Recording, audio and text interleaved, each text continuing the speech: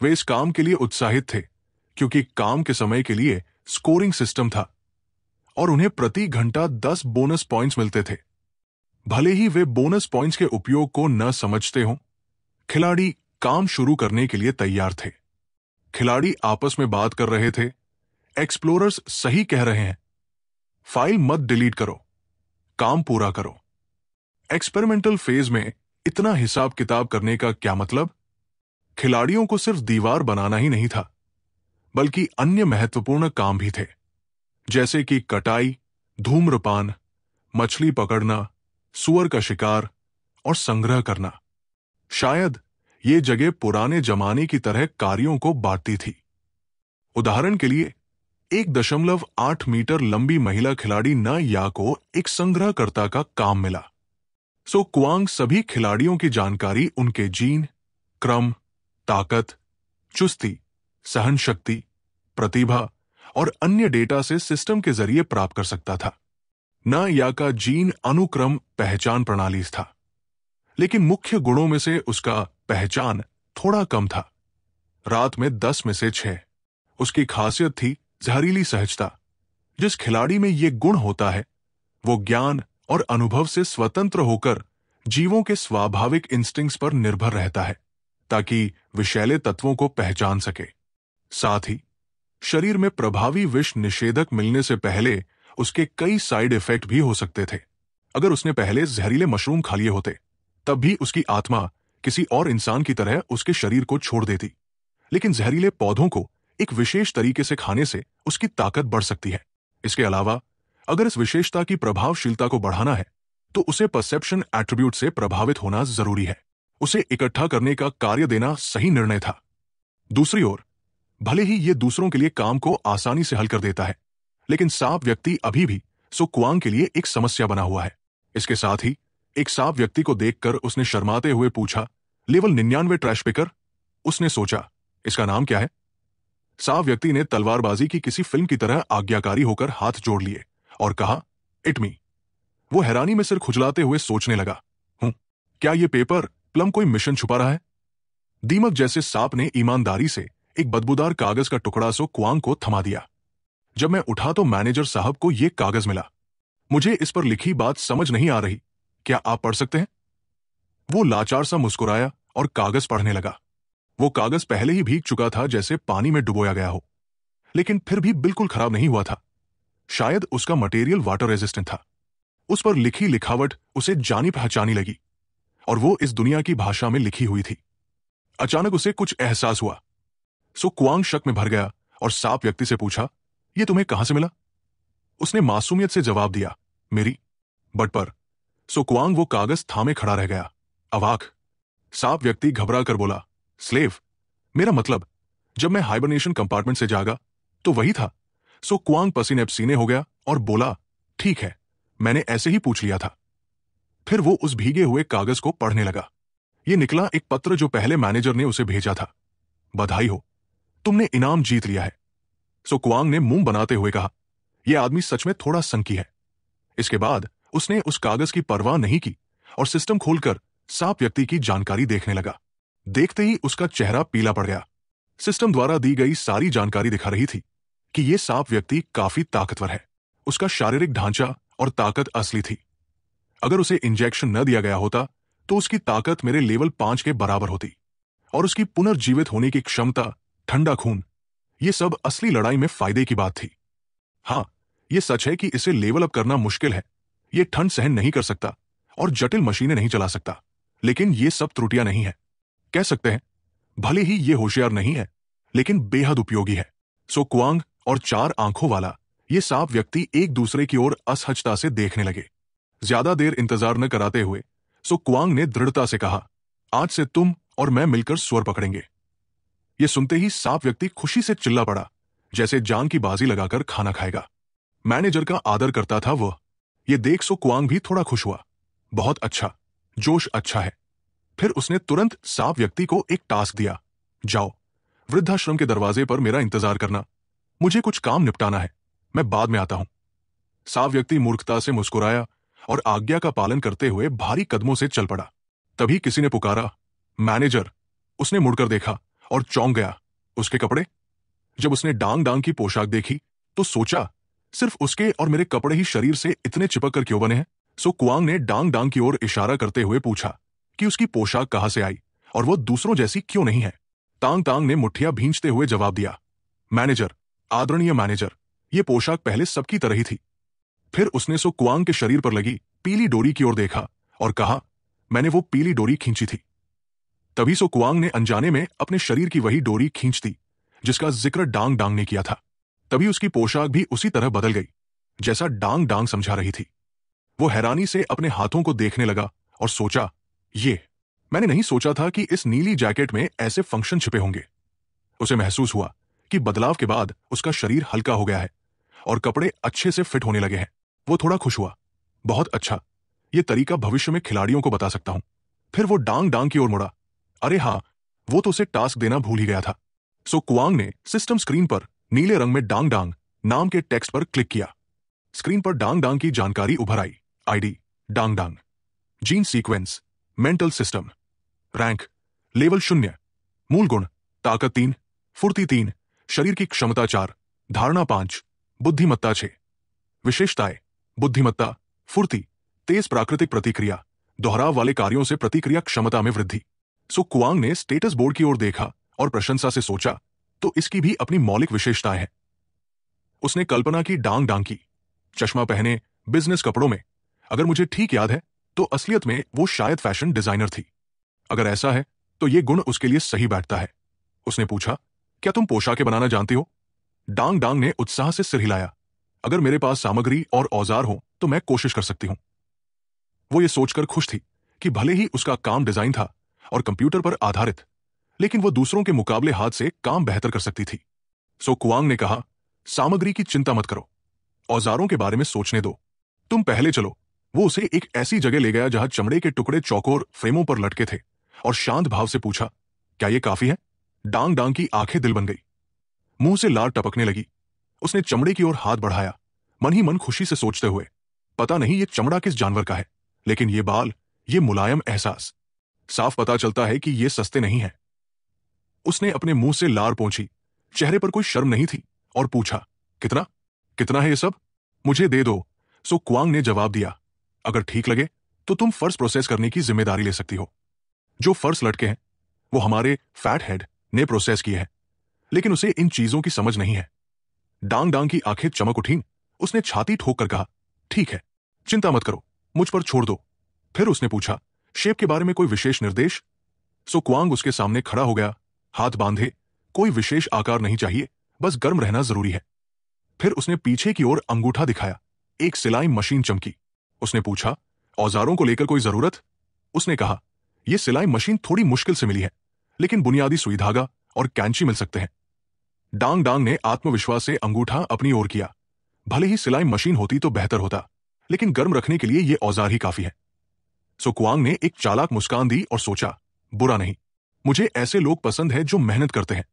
फिर कहा, तुम्हारे चलते मैं आने वाले दिनों में कुछ मछलियां पकड़ सकता हूं। उसे हिरण याद आया। उसने ठुड्डी सहलाई। मैं सोच रहा हूं हाईवे के रास्ते शहर से बाहर जाऊं। सुना है वहां हिरणों का झुंड इकट्ठा हो रहा है। अगर किस्मत अच्छी रही तो कुछ शिकार मिल ही जाएगा। डांग डांग को काम सौंपकर उसने सोचा, अब खिलाड़ियों को सही तरीका बताना है कि कपड़े कैसे पहने जाएं। खिलाड़ी फिर पूरे जोश से आउटपोस्ट बनाते रहे। मैं बहुत सैद्धांतिक आदमी हूं, उसने सोचा। मैं खिलाड़ियों के योगदान को नजरअंदाज नहीं करता। भले ही मौजूदा बस्ती बहुत गरीब है और पुनर्जीवन के अलावा इनाम पॉइंट्स बहुत कम है। अन्य जानवर बिकते नहीं हैं, लेकिन फिर भी मैं खिलाड़ियों को पैसे देता हूं। हर पोशाक पर 50 बोनस पॉइंट्स। ज्यादा मांग नहीं है, बस गर्मी देनी चाहिए। सो कुआंग ने कल्पना की एक दुकान की जो स्टोर सिस्टम खुलने पर बिक्री के लिए तैयार होगी। वो सोचने लगा, प्रत्येक उत्पाद 100 से 500 बोनस पॉइंट्स में बिकेगा, गुणवत्ता के अनुसार। दूसरे खिलाड़ियों को बेचेगा। उसकी कल्पना में एक काले रंग की पोशाक में बॉस जैसी शर्ट पहने व्यक्ति की छवि उभरी। अगर ऐसा हुआ तो उसे एक एनपीसी ढूंढना पड़ेगा जो विक्रेता बने। इसके बाद वो देखता है गुलाम जो पतले कपड़ों में है और उनके मालिक उन्हें जीरो से घसीट रहे हैं। यह कहा जाता था कि पास की फार्मों में हर साल सर्दियों में वे अपने अपाहिज गुलामों को बेच देते थे ताकि खाना और ईंधन बचाया जा सके, और फिर अगले बसंत में सस्ते दामों पर नए गुलामों की खेप खरीदी जाती थी। सो कुआंग ने सोचा, मुझे खुद वहां जाकर अपनी किस्मत आजमानी चाहिए। पीछे से सांप व्यक्ति चापलूसी भरे अंदाज में आया और बोला, आदरणीय मैनेजर, हम कब निकलेंगे? उसने पीछे मुड़कर जवाब दिया, कोई जल्दी नहीं है, पहले तुम्हारे हाथों के हिसाब से एक हथियार ढूंढता हूं, मेरे साथ चलो। वे दोनों एक लकड़ी के छोटे से घर की ओर गए। ये नर्सिंग होम के बाहर शौचालय के पास बना एक वर्कशॉप था, जहां मच्छरों की भरमार थी और जिसे अभी बढ़ीगिरी के काम के लिए इस्तेमाल किया जा रहा था। सांप व्यक्ति कांपते हुए उस घर में दाखिल हुआ। आउटपोस्ट में इस समय औजारों की भारी कमी थी, खासकर स्टील से बने उपयोगी औजारों की। कई जगहों पर खिलाड़ियों को लकड़ी के अस्थायी औजारों से काम चलाना पड़ रहा था। लिन न्यू लैब में जूझ रहा था। सो क्वांग ने सोचा, मगर ये इक्विपमेंट तो इंसानों ने पुराने औद्योगिक सामान और परित्यक्त इलाकों की लकड़ी को मिलाकर बनाए हैं। खिलाड़ियों ने लकड़ी के सामान को अच्छी तरह समझा और उससे कई उपयोगी उपकरण तैयार किए। दीमक सांप व्यक्ति ने जब बढ़िया लकड़ी से बने फर्नीचर की कतार देखी तो चकित रह गया, लेकिन सो क्वांग बस उसके पास से गुजर गया, जैसे कि दीवार के पास रखा हुआ क्रॉसबो जो उसके मन में बसा हुआ था। उसका लकड़ी का ढांचा, सरल यांत्रिक संरचना और स्टेनलेस स्टील के जोड़, ये सब मिलकर एक असरदार हथियार बनाते थे। क्रॉसबो की डोरी म्यूटेंट हाइना की नसों से बनी थी, जिन्हें विशेष रूप से तैयार किया गया था। सांप व्यक्ति ने एक तरफ देखा, तब सो क्वांग ने क्रॉसबो आजमाया। उसके पास बंदूक की गोलियां बहुत कम थी, लगभग 20। अब उसे पैसों की बचत करते हुए जानवरों के शिकार के लिए क्रॉसबो का सहारा लेना पड़ेगा। उसने सोचा, अब यही बेहतर रहेगा। फिर उसने सांप व्यक्ति के हाथ पर थपथपाया जो ध्यान भटकाए खड़ा था। सो क्वांग ने एक और हथियार की ओर इशारा किया और कहा, तुम्हारा हथियार वो है। यह स्टील से बनी भालों की एक श्रृंखला थी जो लकड़ी की दीवार पर टंगी थी। उसने समझाया, तुम्हारी प्रारंभिक ताकत 8 पॉइंट्स है। अगर तुम 10 मीटर के भीतर भाला फेंकने की कला सीख लो तो एक ही वार में म्यूटेंट को मार सकते हो।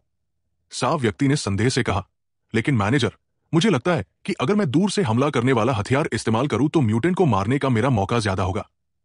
सो क्वांग की आंखों में जैसे आग जल उठी। उसने सोचा, इतना बड़ा शरीर है और तू सामने जाकर नहीं लड़ता, म्यूटेंट से छिपकर हमला करना चाहता है। ये कोई बूढ़े लोग नहीं है। सो क्वांग ने हाथ उठाकर समझाया, भाला फेंकना एक मूल शिकार कौशल है। चाहे पास की लड़ाई हो या मध्यम दूरी, तुम कभी भी रक्षात्मक स्थिति में नहीं रहोगे। आज भाला उठाओ, मैं तुम्हें शिकार के कौशल सिखा रहा हूं। भविष्य में तुम किस हथियार से लड़ोगे, यह तुम्हारा फैसला होगा। सांप व्यक्ति भ्रमित था, आदरणीय मैनेजर। तभी पीछे एक शोर हुआ और लिन न्यू 2 बोतलें हाथ में लिए आ धमका, चिल्लाया, मुझे कुछ चाहिए था, तुम्हारी तलाश कर रहा था। उसने आंखें बड़ी की, बोतल चेहरे के सामने उठाई और चिल्लाया, यह है वो एसीटोन जिसके बारे में मैंने कहा था। इसे सॉल्वेंट के रूप में इस्तेमाल कर सकते हैं स्मोकलेस विस्फोटक बनाने के लिए। नीली ठुड्डी वाला लिन न्यू उन्मादी अंदाज में चिल्लाया, मैनेजर, ये वही एसीटोन है, स्मोकलेस विस्फोटक का राज। सो क्वांग और सांप व्यक्ति एक साथ हाफ उठे। उनकी आंखें डर से फटी की फटी रह गई। लिन न्यू खतरनाक मुस्कान के साथ बोला, कोई बात नहीं, जब तक असली चीज नहीं देखी तब तक सब ठीक है। फिर उसकी नजर चमक उठी। उसने सांप व्यक्ति को देखा, ऊंचा लंबा शरीर, चमकती आंखें, और कहा, यह कौन है? नया निवासी, आईडी लेवल 99 स्कैवेंजर। लिन न्यू बम जैसी दवा हाथ में लिए पास आया और मन ही मन जलने लगा। इसका कैरेक्टर तो सीक्रेट कूल जॉब है। सो क्वांग ने उसके हाथ की बोतल की ओर इशारा करते हुए पूछा, अरे ये जो तुम्हारे हाथ में है, कैसे बनाया तुमने? तब लिन न्यू के मन में एक प्रयोग की छवि उभरी। वो समझाने लगा, बहुत आसान है। लकड़ी को सुखाओ, फिर लकड़ी के पाउडर को एक बंद मेटल कंटेनर में बेक करो, फिर उसे ठंडे पानी में डालकर कंडेंस करो। एक कप बनता है जिसमें नीचे टार बेस और ऊपर सॉल्वेंट होता है। लिन न्यू उत्साह में भर गया। पानी ठंडा होते ही हम आसानी से सॉल्वेंट और टार को अलग कर सकते हैं। यह सरल है। कंटेनर में तत्व होते हैं। एसिटिक एसिड का बॉइलिंग पॉइंट 117.959 डिग्री सेल्सियस है, जबकि मेथनॉल का 64.7 हम इसी से कंपोनेंट्स को अलग करते हैं।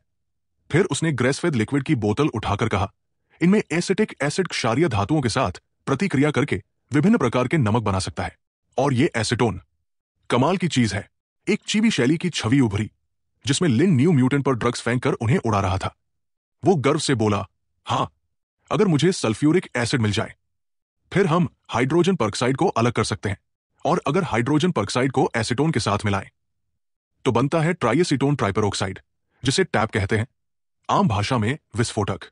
सांप व्यक्ति ने पास से जोरदार धमाके की आवाज सुनी। उसका मुंह हैरानी से खुला रह गया। ये आदमी असल में क्या है? कोई अजीब जीव? सो क्वांग भी स्तब्ध रह गया, उलझन में सोचते हुए। ऐसा तो केवल खिलाड़ी ही कर सकते हैं जो मौत से नहीं डरते। उसने हाथ उठाकर कहा, मैं आसपास के कुछ रासायनिक कारखानों पर नजर रखूंगा। फिर पूछा, तो तुम्हारा मतलब है कि अभी विस्फोटक तैयार नहीं हुए हैं? लिन न्यू ने कंधे उचकाए। उच्च गुणवत्ता से नहीं बन सकता, लेकिन साधारण वाले बन सकते हैं। थोड़ा समय दो, कोई और तरीका सोच लूंगा। फिर उसने खतरनाक मुस्कान के साथ कहा, वैसे भी कभी कभी बिना विस्फोटक के भी घातक असर पैदा किया जा सकता है। उसी समय लिन न्यू के पीछे आग की लपटें उठीं। वो सामने खड़ा था, हाथ में चमकती हुई नारंगी रंग की दवा की बोतल लिए, और आत्मविश्वास से बोला, ये पाइन की सुइयों और एसीटोन का मिश्रण है। उसमें थोड़ा सा वनस्पति रेशा भी मिलाया है। बस बोतल के मुंह पर कॉटन फैब्रिक जलाओ और फिर फेंक दो। ये काफी देर तक जलती रहेगी। एक चिबी शैली की छवि सामने आई। लिन न्यू म्यूटेंट्स को जलाकर राख कर रहा था। सो कुआंग को जैसे कोई नई समझ मिली। बोतल के मुंह से जलना, ये तो बहुत अच्छा है। उसने पूछा, क्या इसकी ताकत आजमाई है? लिन न्यू ने सिर खुजाते हुए जवाब दिया, यहां आसपास सफेद है। डर है कि कहीं सब कुछ जला न दूं।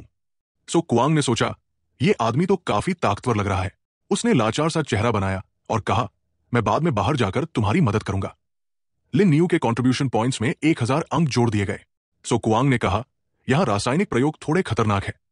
फिलहाल शेल्टर में इतनी व्यवस्था नहीं है कि ऐसे खतरनाक पदार्थों को स्टोर किया जाए। मैं तुम्हें बोनस अंक दूंगा, लेकिन बड़े पैमाने पर उत्पादन को मैं प्रोत्साहित नहीं करता। सो कुआंग ने सुझाव दिया, बल्कि मैं सिफारिश करता हूं कि इन रसायनों को उत्पादन और आउटपोस्ट निर्माण में ज्यादा उपयोगी बनाओ। हमें जो मूल्य चाहिए वो बनाओ। लिन न्यू ने बोतल हाथ में लेकर सोचा, वो मूल्य जो हमें चाहिए।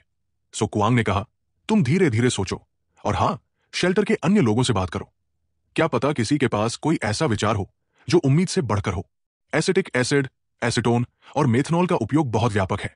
एसिटिक एसिड मिश्रण, पेंट्स, विश्लेषणात्मक रिएक्टेंट्स। एसीटोन विस्फोटक, थिनर्स, क्लीनिंग एजेंट्स, एक्सट्रैक्टेंट्स। मेथनॉल चिपकाने वाले, ट्रीटर्स, डिसइंफेक्टेंट्स, एंटीफ्रीज। अगर रिफ्यूज आउटपोस्ट को सच में औद्योगिकरण की दिशा में जाना है तो ये रासायनिक कच्चे माल अनिवार्य होंगे। भले ही इस समय ये बहुत उपयोगी न हो। सो कुआंग ने घोषणा की कि मच्छर यानी लिन न्यू ने लकड़ी से एसिटिक एसिड, एसीटोन और मेथनॉल सफलतापूर्वक बनाकर एक बड़ा योगदान दिया है। यह सर्वर पर भी घोषित किया जाएगा। लिन न्यू संतोष भरी मुस्कान के साथ खड़ा था। उसका पड़ोसी खिलाड़ी जलन से देख रहा था, और अन्य खिलाड़ी उसकी ओर प्रशंसा से भरी आंखों से देख रहे थे। ऐसा लग रहा था कि खेल में यह अच्छी परंपरा जिंदा है। सो कुआंग ने सोचा, यह वेबसाइट पर भी घोषित किया जाना चाहिए। गेम में लिन न्यू को मेरिटोरियस पर्सन की उपाधि दी गई। एक्स महीने, एक्स तारीख, एक्स वर्ष, उस दिन किस खिलाड़ी ने कौन सा योगदान दिया, इसका रिकॉर्ड बन सकता है। सो कुआंग को खिलाड़ियों की उपलब्धियां याद आई।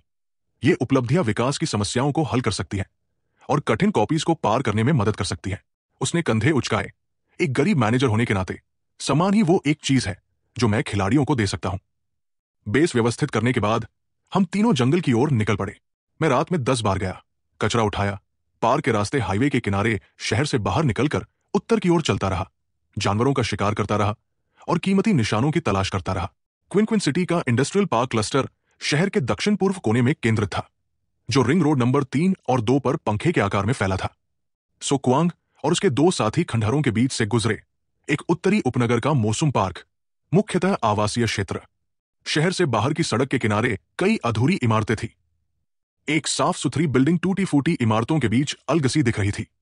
यह शहर शिक्षा और अस्पतालों को छोड़कर दवाइयों से जुड़ा हुआ था। ऊपर से देखने पर साफ ट्रैफिक, ऊंची इमारतें और सड़क के दोनों ओर हरे पेड़ दिखते थे। सार्वजनिक परिवहन की व्यवस्था तो थी, लेकिन कोई बड़े पैमाने पर औद्योगिक क्लस्टर नहीं बना था।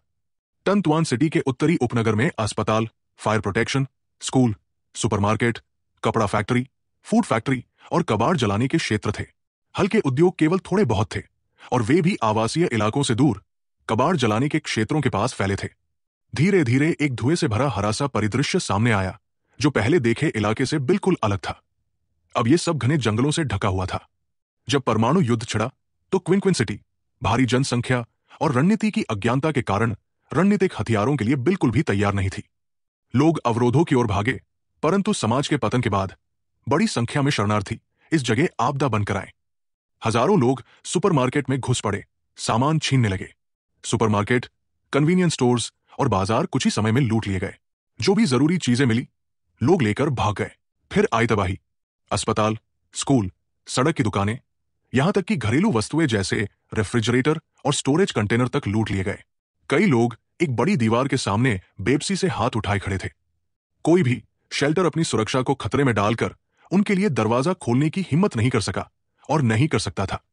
सड़कों पर गाड़ियों और मोटरसाइकिलों की लंबी कतारें फंसी थी।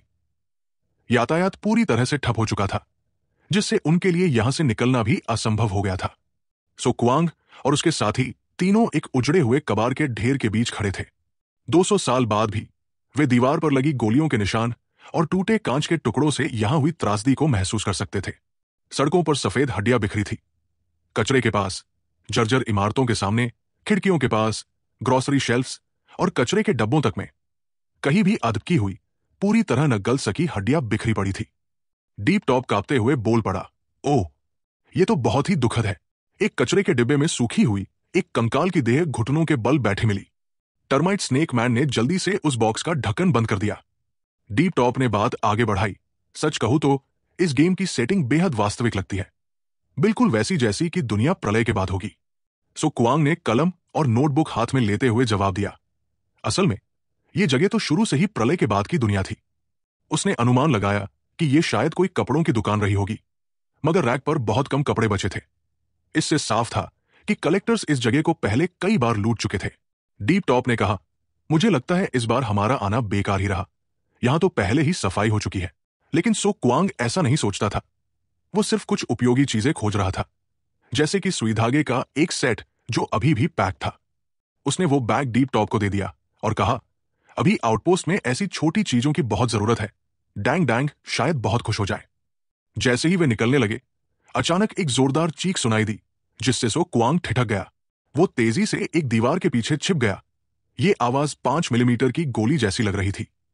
स्नेक मैन और डीप टॉप डर के मारे सो क्वांग के पीछे सहम गए, हाथ में हथियार थामे। उन्होंने देखा, एक आदमी गंदे कपड़ों में जमीन पर औंधा पड़ा था, शायद कोई कलेक्टर।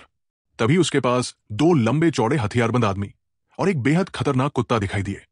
सो क्वांग को एहसास हुआ, ये तो लुटेरे हैं। उनमें से एक की कमर पर राइफल थी और दूसरे के पास कुल्हाड़ी, और उनके साथ एक भूरे रंग का जानवर। एक दीवार के कोने में शायद ऐसा कोई कोना था जहां सो क्वांग का शरीर छुप सकता था। वो पसीने से तर हो गया। स्थिति को देखते हुए यह स्पष्ट था कि वे लुटेरे हैं। डीप टॉप, जो डरा हुआ था, धीरे से फुसफुसाया, बाहर क्या हो रहा है? सो क्वांग ने जल्दी से उसका मुंह दबा दिया और उसे अपनी ओर खींचते हुए फुसफुसाया, श्श। दूसरी ओर वो जानवर कुछ सूंघने लगा और भौंकते हुए दांत निपोरने लगा, भौं भौं। सो क्वांग ये सुनकर कांप उठा। उसने मन ही मन गाली दी और माना कि उस जानवर की सभी स्किल्स अवेयरनेस पर आधारित थी। लुटेरों ने कुछ आभास किया और दोनों ने जानवर की तरफ देखा, जो लगातार भौंकता रहा और दांत पीसता रहा। उनमें से एक गंजे आदमी के चेहरे पर 2 गहरी चोट के निशान थे। सो क्वांग भय और सोच के मिश्रण से उन लुटेरों की ओर देख रहा था, जो देवताओं की तरह उस पर गोलियों की बौछार करने वाले थे। इस आपात स्थिति में भी वो किसी गणना में मग्न था, जैसे कि वह 2 बिंदुओं के बीच की दूरी नापने का कोई असली गणितीय सवाल हल कर रहा हो। गोलियों की दूरी इतनी कम थी कि वे पास की दीवार तक भी नहीं पहुंच पा रही थी। उसने अनुमान लगाया कि लुटेरों की 80% बंदूकें घरेलू स्तर पर बनी थी, जिनमें बैरल ग्रूव्स नहीं होते। तभी एक आवाज ने उसका ध्यान भंग किया। स्नेक म्यूटेंट ने उत्सुकता से पूछा, क्या हुआ? क्या हमने किसी म्यूटेंट से टकराव किया? यह सुनकर म्यूटेंट चौंका और फिर जैसे जीवन का रहस्य समझ गया हो, उसने चाकू थामा और आत्मविश्वास से मुस्कुराया, सबको दिलासा देते हुए कहा, घबराओ मत। फिर वो एक खतरनाक चेहरा बना सबकी ओर देखने लगा, जैसे कोई बड़ा प्लान बना रहा हो। डीप टॉप उसकी बातों से प्रभावित हुआ, लेकिन सो क्वांग, जो दिखावे से चिढ़ता था, खुद को रोक नहीं पाया और उसने म्यूटेंट की बात काट दी। उसने हाथ से उस बेवकूफ का सिर नीचे दबाया और याद दिलाया कि ये सिर्फ म्यूटेंट नहीं, लुटेरे हैं। दोनों के पास बंदूकें और एक खतरनाक कुत्ता है। गंभीर चेहरे के साथ उसने सबकी ओर देखा और कहा, सभी पीछे हटो, हम दक्षिणी बस स्टॉप से 300 मीटर पहले मिलेंगे। यह सुनकर म्यूटेंट असहमत हुआ और बोला, मैनेजर, पीछे क्यों हटे? वहां तो बस 2 लोग और एक जानवर ही है, हम भी कम नहीं है। डीप टॉप ने भी म्यूटेंट की बात का समर्थन किया, तो उसका चेहरा जोश और उत्साह से चमक रहा था। चाकू हाथ में था, हर पल कार्रवाई के लिए तैयार। लेकिन इन 2 लोगों ने सो क्वांग को चौंका दिया। म्यूटेंट अभी भी अडिग था। उसने जोर देकर कहा, हम लड़ सकते हैं। उसका उपनाम दीप भी सहमत था। उसने अपनी मुट्ठी हवा में उठाकर समर्थन और जोर दिया, हां, हम लड़ सकते हैं। डीप टॉप उत्साहित होकर एक हाथ में क्रॉसबो और दूसरे में बड़ी छुरी लेकर बोला, हमारे पास बंदूकें हैं, गैसोलीन बम है और क्रॉसबो भी। ये कहते हुए वो म्यूटेंट की ओर गर्व से इशारा करता है जो सितारे की तरह चमक रहा था। और फिर उसने मजबूती से कहा, मैं नहीं मानता कि ये 2 मीटर लंबी छिपकली एक कुत्ते को नहीं हरा सकती। दोनों की डींगे सुनकर सो कुआंग कुछ कह ही नहीं पाया, पर इन्हीं दोनों की बातें सुनकर उसके मन में एक विचार बिजली की तरह कौन था। हाँ, तो फिर भाग क्यों रहे हो? उसे अपना हिंसक अतीत याद आया, जब वो अकेला सिर पर पट्टी बांधकर वेस्टलैंड की खोज में निकल पड़ा करता था। उसे याद आया, पहले ऐसे निर्दयी लुटेरों से टकराने पर भाग जाना बिल्कुल सामान्य था। पर अब वो सोचने लगा, अगर तुम्हारे पास बंदूकें हैं, लोग हैं, तो फिर मुर्गे की तरह क्यों छिप रहे हो? सो कुआंग ने लुटेरों की ओर आत्मविश्वास से देखा, एक कोना पकड़कर मुस्कराया और बंदूक लोड करते हुए मन में कहा, उधर तो बस 2 ही लोग हैं, और साथ ही अंदर लुटेरों को गालियां दी, हरामी लोग। फैसला करते ही उसने माचिस के साथ बम का डब्बा डीप टॉप की ओर उछाल दिया, जिससे वो चौंक कर उछल पड़ा और हाथ बढ़ाकर उसे पकड़ लिया। उसी वक्त सो कुआंग ने आदेश दिया और खुद मोलोटोव कॉकटेल लेकर सामने वाली गली के कोने की ओर दौड़ पड़ा। उसकी आंखों में उम्मीद की चमक थी। वो गंभीरता से बोला, मेरी गोली की आवाज पर ध्यान देना, जैसे ही गोली चलाऊं बम जलाकर फेंक देना। दूसरी ओर वो मन ही मन सोच रहा था, दुश्मन को नहीं पता कि हमारी सेना में कितने लोग हैं। अगर वो किसी को दौड़ते हुए देखेंगे तो जरूर उसका पीछा करेंगे। डीपन के हाथ में बम और माचिस कांप रही थी। उसने घबराते हुए कहा, मैं भाग जाऊं? सो कुआंग ने उसे धक्का देकर गली के कोने की ओर ठेल दिया। डीपन समय पर प्रतिक्रिया नहीं दे सका, हड़बड़ाकर हाथ पांव चला और गिरते गिरते बचा। सो कुआंग, जिसने खुद भी हार मान ली थी, चिढ़ते हुए बोला, भाग जा उधर, या क्या तू चाहता है कि मैं तुझे उठाकर ले जाऊं? डीपन का चेहरा पीला पड़ गया, होठों पर पसीना और आंखों में डर। उसने चोरी छुपे म्यूटेंट को देखा, फिर सो कुआंग की ओर देखा और बोला, चिंता मत करो, उनके बंदूकों में बैरल नहीं है, गोली लगेगी नहीं। पर यह दिलासा काम ना आया। उसके भीतर द्वंद्व चल रहा था। हालांकि वो डरा हुआ था, फिर भी उसने सोचा, यह एक अच्छा मौका है मैनेजर के सामने खुद को साबित करने का। उसने दांत भींचे और कुछ सेकंड के हिचकिचाहट के बाद पूरी ताकत से दौड़ पड़ा। भागते वक्त मन ही मन खुद को दिलासा देता रहा, साली गेम में ही तो है डर किस बात का। जैसे ही लुटेरों ने डीपन को देखा, वे तुरंत उसकी ओर बंदूकें तान दी। उनके चेहरे पर शिकार मिलने की खुशी थी। एक बोला, मेरे बच्चे, कहां जा रहे हो? दूसरा, जो ज्यादा मांसल था, बोला, भागने की जरूरत नहीं, सरेंडर कर तो जान बख्श दूंगा। डीप टॉप ने सिर झुकाया और दौड़ता रहा, भले ही गोलियों की बौछार पीछे से हो रही थी। जैसे ही वो अपने छिपने की जगह पहुंचा, वो कांपते हुए वहां खड़ा हो गया। न तो लुटेरों की तरफ देख सका, न उस डरावने कुत्ते की ओर। लुटेरों ने उसे दया की नजरों से देखा, मानो तय कर लिया हो कि यह कोई बंदूकधारी नहीं बल्कि स्कैवेंजर है। एक लुटेरे ने कुत्ते की जंजीर छोड़ दी। कुत्ता दहाड़ते हुए दौड़ा, उसकी आंखें लाल थी, सफेद लेकिन नुकीले दांत और भारी पंजों के साथ। डीपन का दिल थम गया। वो कांप उठा उस खतरनाक जानवर को आते देख। तभी एक जोरदार धमाका हुआ। अचानक किसी एक गोली से वो खतरनाक जानवर हवा में कई मीटर दूर जा गिरा। उसके मुंह से खून निकला, जमीन पर लथपथ पड़ा और जीभ बाहर निकली हुई। उस जानवर को सुलाने वाला कोई और नहीं, सो कुआंग ही था, जिसने निशाना सिर पर साधा था। सो कुआंग संतुष्ट मुस्कराया, उसका आत्मविश्वास छलक रहा था। लुटेरे आग बबूला हो गए। एक चिल्लाया, तेरे तो मैं आईब्रो तक उधेड़ दूंगा। दूसरा बोला, जोन, शांत हो जाओ, उधर सिर्फ एक आदमी नहीं है। इसी बीच डीपन को आदेश मिला। उसने बम को लुटेरों की ओर फेंका। बम जमीन से टकराया और जोरदार आग में फट गया। लपटें चारों ओर फैल गई। लुटेरे पैरों के नीचे आग देखकर चीख उठे, ओ शिट। एक अदृश्य ताकत ने उन्हें पीछे से जकड़ लिया। एक एक्साइटेड आदमी के चेहरे पर पछतावे की शिकन थी। उसने दांत भींचे और कहा, अब बहुत देर हो चुकी है। उसका चेहरा पीला पड़ गया, पसीने की धार बहने लगी और उसने पीछे मुड़कर देखा। म्यूटेंट स्नेक ने अपने हाथ में चाकू पकड़ा हुआ था और उसे उस गंजे आदमी के सिर पर तान दिया था, जिसके सिर पर सिर्फ चमकते हुए जख्मों के निशान थे। वो कांपता हुआ रुक रुक कर चीखा, राक्षस। उसकी आंखें फटी की फटी रह गई जब उसने देखा कि म्यूटेंट स्नेक अब भी उसे छोड़ने को तैयार नहीं था और चाकू उसी पर ताने खड़ा था। गर्म लाल खून बहता गया। दृश्य बदलता है। अब एक पुराने नर्सिंग होम की निर्माण साइट है। वहां लगातार तेज आवाजें आ रही है। मजदूर जोरशोर से बोझा उठा रहे हैं। कुछ सीमेंट की ट्रॉलियां धकेलने में लगे हैं तो कोई ईंटों की ढलाई के लिए सांचे जमा रहा है। एक टोली पानी डाल रही है ताकि सीमेंट का मिश्रण तैयार किया जा सके। लबाच और फू ट्रोंग साइट पर निर्माण को लेकर चर्चा कर रहे थे। तभी सो क्वांग जेब में हाथ डाले वहां पहुंचा। फू ट्रोंग ने उसे सबसे पहले देखा। मुस्कुराते हुए कहा, बॉस। सो क्वांग ने बाहें मोड़ी और पूछा, सब इतने व्यस्त दिख रहे हैं, आप दोनों यहां क्या कर रहे हैं? फू ट्रोंग ने रिपोर्ट दी, मैनेजमेंट को सूचित कर रहे हैं।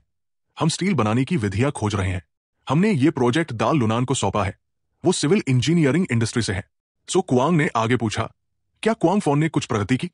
फू ट्रोंग ने उत्साह से जवाब दिया, क्वांग फोन ने म्यूटेंट लीच के लार्वा को चारे के रूप में उपयोग कर फिश ट्रैप्स में सुधार किया है। अब वो रोजाना दर्जनों मछलियां पकड़ लेता है। जो नहीं खा पाता वो मिस्टर फ्राइड एग्स को दे देता है ताकि वो सूखी मछली बना सके। ओल्ड बाच ने जोड़ा, ध्यान रखने की बस इतनी बात है कि एक ट्रैप में ज्यादा मछलियां ना हो और पानी का स्तर ज्यादा ना हो, वरना बड़ी मछलियां जाल को नुकसान पहुंचा सकती है। सो क्वांग ने सिर हिलाया, ये सब छोटी समस्याएं हैं। जैसे जैसे अनुभव बढ़ेगा सब आसान हो जाएगा। और ये प्रक्रिया अपने आप में दिलचस्प है।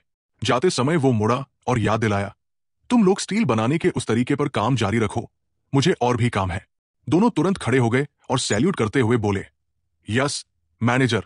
सो क्वांग प्रोजेक्ट का निरीक्षण कर रहा था। हर किसी के अभिवादन का जवाब हाथ उठाकर देता। नए खिलाड़ी बिल्कुल अलग थे। उन्हें बहुत मेहनत नहीं करनी पड़ती थी। यहां सब कुछ उनके लिए नया है। आधुनिक समाज में ऐसा अनुभव लगभग असंभव है। वो उन ऑफिस वर्कर्स की छवि सोचता है जो ब्रेड मुंह में दबाए काम कर रहे होते हैं, दिन भर कुर्सी पर बैठकर वही काम दोहराते हैं जिसे कोई भी कर सकता है। दिन बीतते हैं और इंसान धीरे धीरे खुद को खो देता है। लेकिन यहां सब अलग है। ये अंतर सिर्फ एक नएपन की भावना नहीं, बल्कि अपने कार्य की पहचान और मूल्य का एहसास है। उसने एक आदमी को देखा जो पहचान मिलने पर आंसू बहा रहा था। एक ऐसा सिविल इंजीनियर जिसने 5 से 6 साल साइट पर काम किया लेकिन कभी मैनेजमेंट में शामिल नहीं हो सका। अब यहां बस ये कहने से कि मैं यहां टेक्नीशियन हूं, लोग उसे बॉस कहने लगते हैं और जिम्मेदारियां सौंप देते हैं।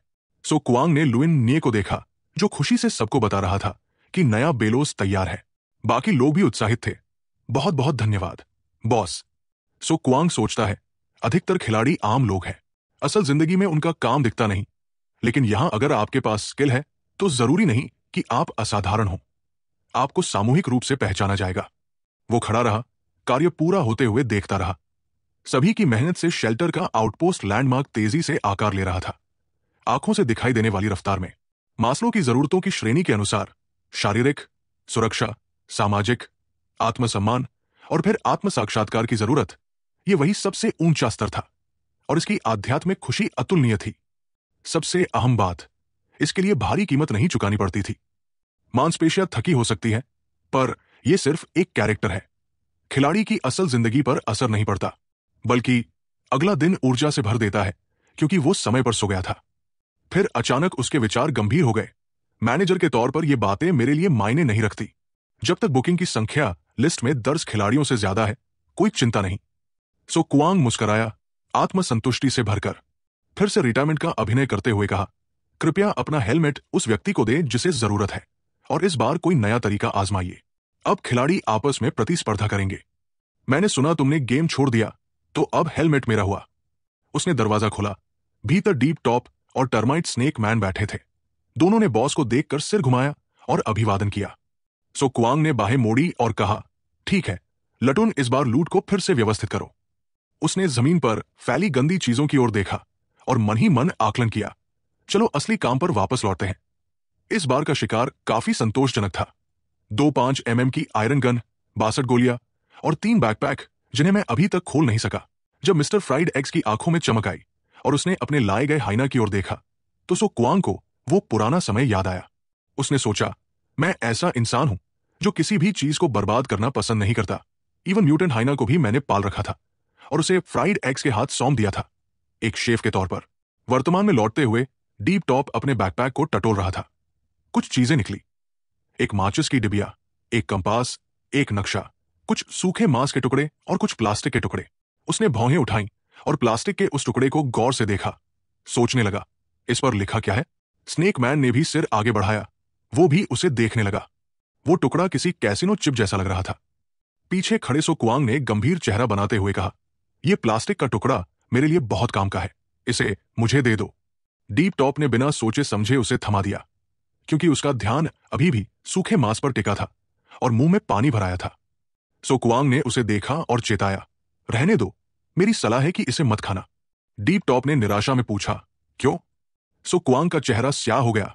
चोर लुटेरे बिना परवाह के कुछ भी खा लेते हैं। कौन जानता है ये मांस किसका है? ये सुनकर डीप टॉप की आंखें फटी रह गई, मुंह खुला का खुला रह गया और चेहरा पसीने से तरबतर हो गया।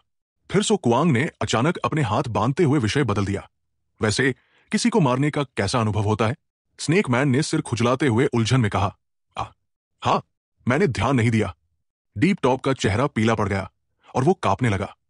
स्नेक मैन सोचने लगा, इस गेम में कैसा लगता है? मैंने इससे भी ज्यादा खून खराबे वाले गेम खेले हैं। उसे याद आया जब उसने शिकारी के सीने में भाला घूंपा था और खून उसके ऊपर आ गिरा था। उसी पल भीतर से एक खूनी प्यासी उठी थी, जैसे ये कोई आदिम प्रवृत्ति हो। सो कुआंग ने दोनों की प्रतिक्रिया देखी, ठुड्डी को सहलाया और मन ही मन सोचा, मैंने सोचा नहीं था कि खिलाड़ियों की मानसिक सहन शक्ति इतनी अच्छी होगी। शायद सपनों में मृत्यु की अनुभूति हल्की पड़ जाती है। फिर वो सोचने लगा, आखिरकार मैंने ये डिवाइस डिजाइन नहीं किया और न ही उनके जैसे हेलमेट पहना है। मुझे नहीं पता कि उनके लिए ये दुनिया वैसी ही दिखती है जैसी मुझे। शायद अब मुझे प्लानर की पहचान से खिलाड़ियों से बात करनी होगी। समय बीतता गया। शाम के 5 बज चुके थे।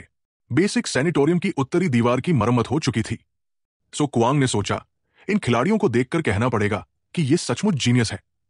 कभी कभी तो लगता है मेरे एनपीसी भी बेकार हो गए हैं। कुछ प्रतिभाएं स्टैट शीट में नहीं दिखती, वे उनके खून में होती है। बस जमीन का एक टुकड़ा दे दो और ये उसे खेत बना देंगे। निर्माण स्थल पर सिर्फ ब्लू ग्रे स्टोन ही नहीं थे, बल्कि सीमेंट की बोरी के ढेर भी थे। इतने भारी कि कोई सर्वाइवर उन्हें उठा नहीं सकता था, इसलिए वे वैसे ही पड़े थे जैसे न्यूक्लियर वॉर की शुरुआत में थे। भले ही वो सीमेंट अब कड़ा हो गया है और रेत के साथ मिक्स नहीं किया जा सकता, लेकिन दूसरी तरह से सोचो, वही सीमेंट अब ईंटों की तरह दीवारों में इस्तेमाल किया जा सकता है। डाउनस्ट्रीम स्वॉर्ड नामक खिलाड़ी ने नेतृत्व किया। पाइनवुड को 4 से 5 मीटर के टुकड़ों में काटा, जमीन में ठोंका, फिर सीमेंट ब्लॉक्स को बीच में पहुंचाया गया। कंस्ट्रक्शन साइट से चुराई गई स्टील रॉड्स को ब्लॉक्स में लगाया गया, फिर उनके ऊपर कैल्शियम कार्बोनेट सीमेंट मिश्रण डाला गया। जब सीमेंट सूख गया तो एक सिंपल लेकिन मजबूत कंक्रीट की दीवार तैयार हो गई। दीवार के भीतर के हिस्से के निर्माण के समय वर्कर ने योजना बनाई, वेस्ट कंक्रीट और सीमेंट ब्लॉक से एक ढलान बनाई जाए, ताकि यदि दुश्मन हमला करे तो खिलाड़ी उसी ढलान पर चढ़कर बंकर से जवाबी हमला कर सके। आगे के विस्तार को ध्यान में रखते हुए एक बाहरी किला और चौकियां भी बनाई जा सकती है, जो चौकसी के काम आएंगी। डुमिंडा ने नक्शे की ओर इशारा करते हुए समझाया, पूरा वेटलैंड पार्क समतल है और सैनिटोरियम के चारों ओर कोई ढलान नहीं है जो छुपने के काम आ सके। फिर मुस्कुराते हुए बोला, मैं चारों ओर के सारे पेड़ काट सकता हूं, ताकि किसी भी टारगेट की गतिविधि तुरंत दिखाई दे। ओल्ड बाच दौड़ता हुआ आया और डी के कंधे पर हाथ रखकर पूछा, ठीक है मिस्टर डी, असल जिंदगी में आप क्या करते थे? डिंडा हंस पड़ा, बस एक सरकारी कर्मचारी था। ऑफिस में चाय पीता था और अखबार पढ़ता था। ज्यादातर लोग मुझे नोटिस भी नहीं करते थे। ओल्ड बाच ने उत्साहित होकर अंगूठा उठाया, वाह, सच कहूं तो मैंने कभी नहीं सोचा था कि मैं आज पूरी दीवार बना पाऊंगा। डुमिंडा जोर से हंसा, बहुत तारीफ हो गई, बहुत तारीफ। धीरे धीरे अंधेरा छाने लगा। सूरज की आखिरी किरणें क्षितिज के पीछे गायब हो गई और निर्माण स्थल से धुआं उठने लगा। फिर एक आकर्षक और स्वादिष्ट रेड फिश हॉट पॉट परोसा गया। खिलाड़ियों की नजरें उस मछली के पॉट पर टिकी थी। मुंह में पानी आ गया था। सभी ने खुशी खुशी एक बड़ा कटोरा खाया और चिल्ला उठे, वाह, ये स्वाद कितना असली लग रहा है। बस डांग डांग का चेहरा बिगड़ गया। उसने मछली के कटोरे को चिंता से देखा। इसमें बहुत मछली जैसी गंध है।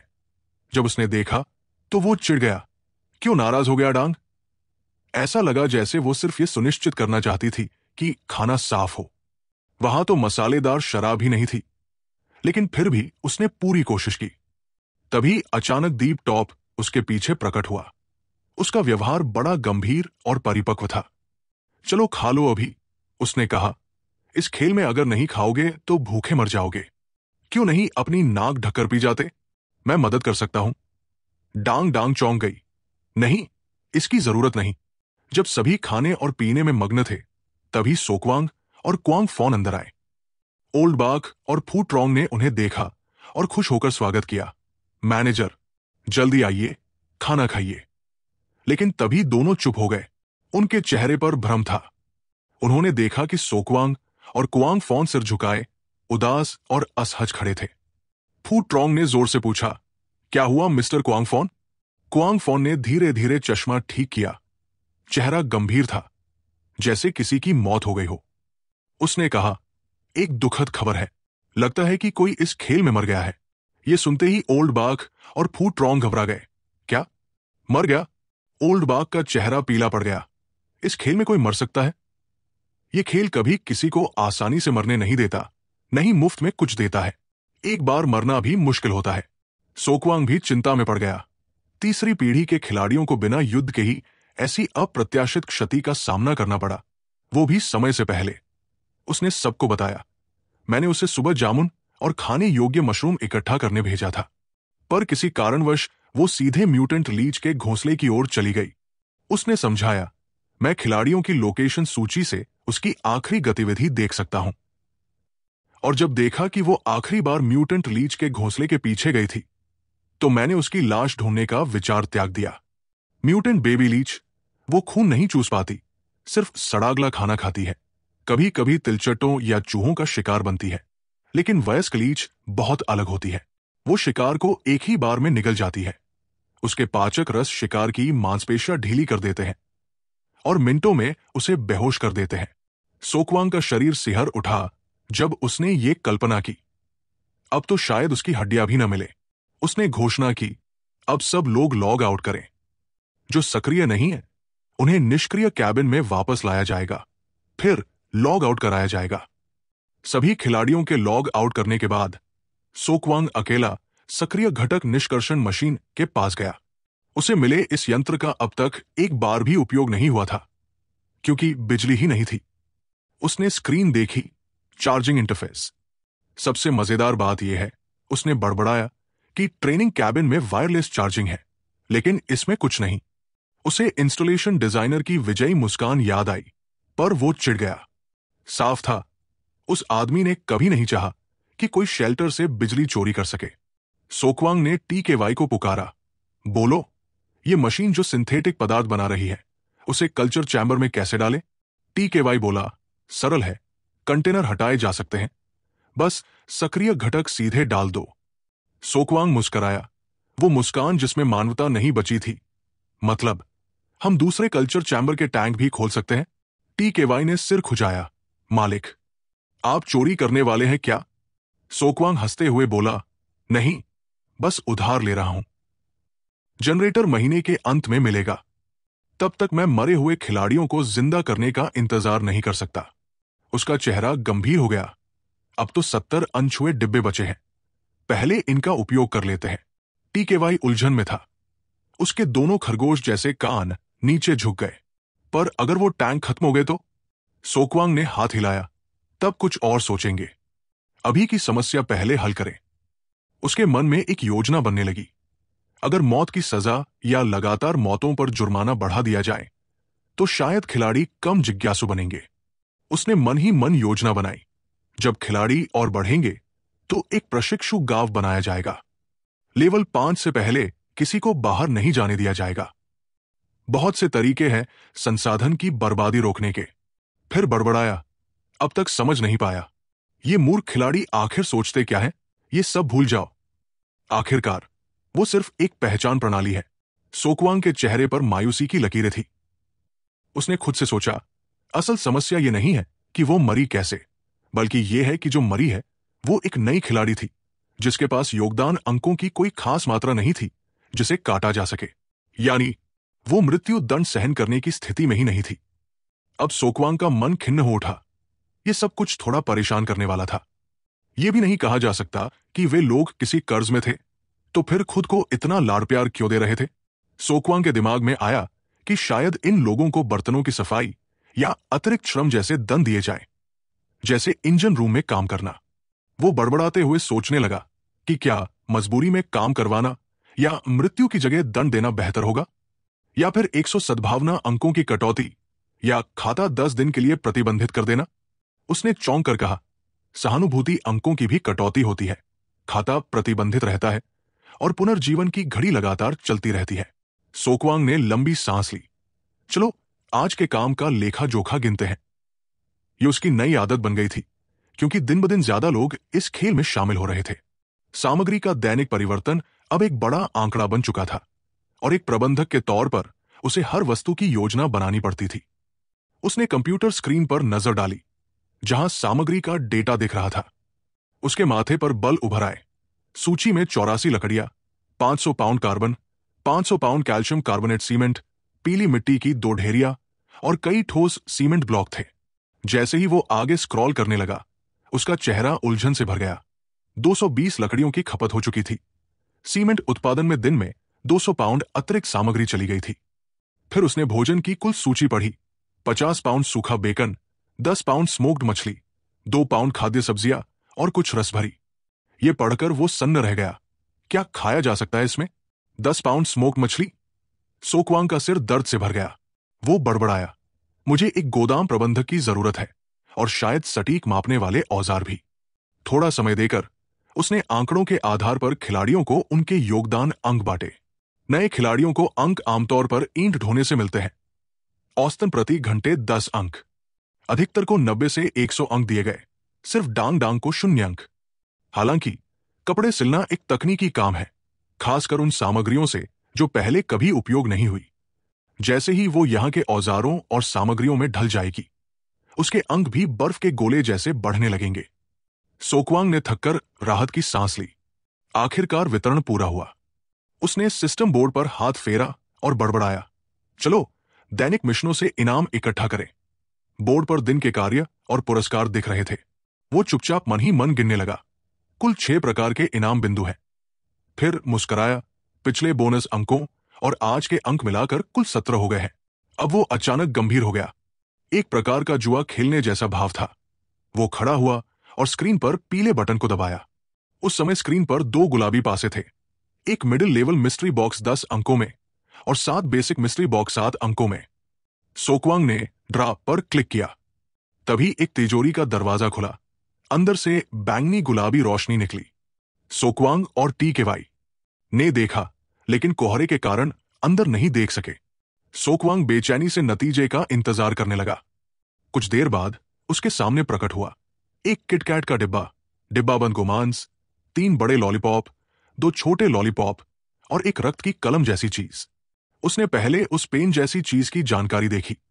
ये नैनो थेरेप्यूटिक सुई थी, जो गैरघातक चोटों के इलाज में इस्तेमाल होती है। ये ऊतक मरम्मत की क्षमता को तेज करती है और घाव को जल्दी भरने में मदद करती है। सोकवांग ने सुई को घुमाते हुए चेहरे पर थोड़ी घृणा जताई। ये चीज शायद मिडिल लेवल बॉक्स से आई है, लेकिन इसमें प्रभाव स्पष्ट नहीं है, साइड इफेक्ट अज्ञात है और सक्रिय तत्वों की कोई जानकारी नहीं है। ये उसे पहले मिले बूस्टर इंजेक्शन की तरह 30% गुणवत्ता वाली चीज लगी। वो जगह ढूंढने लगा। अब तो मैं घायल नहीं हूं। इसे कंप्यूटर डेस्क की दराज में रख देता हूं। टेबल पर बिखरी कैंडीज को देखते हुए वो सिर्फ होंठ चाट सका। कोई हैरानी नहीं कि 7 में से 5 इनाम लॉलीपॉप थे। सोकवांग ने सिस्टम स्क्रीन पर देखा। 10 घंटे की अवधि, ताकत में 10% बढ़ोतरी, संतरे के स्वाद वाली लॉलीपॉप।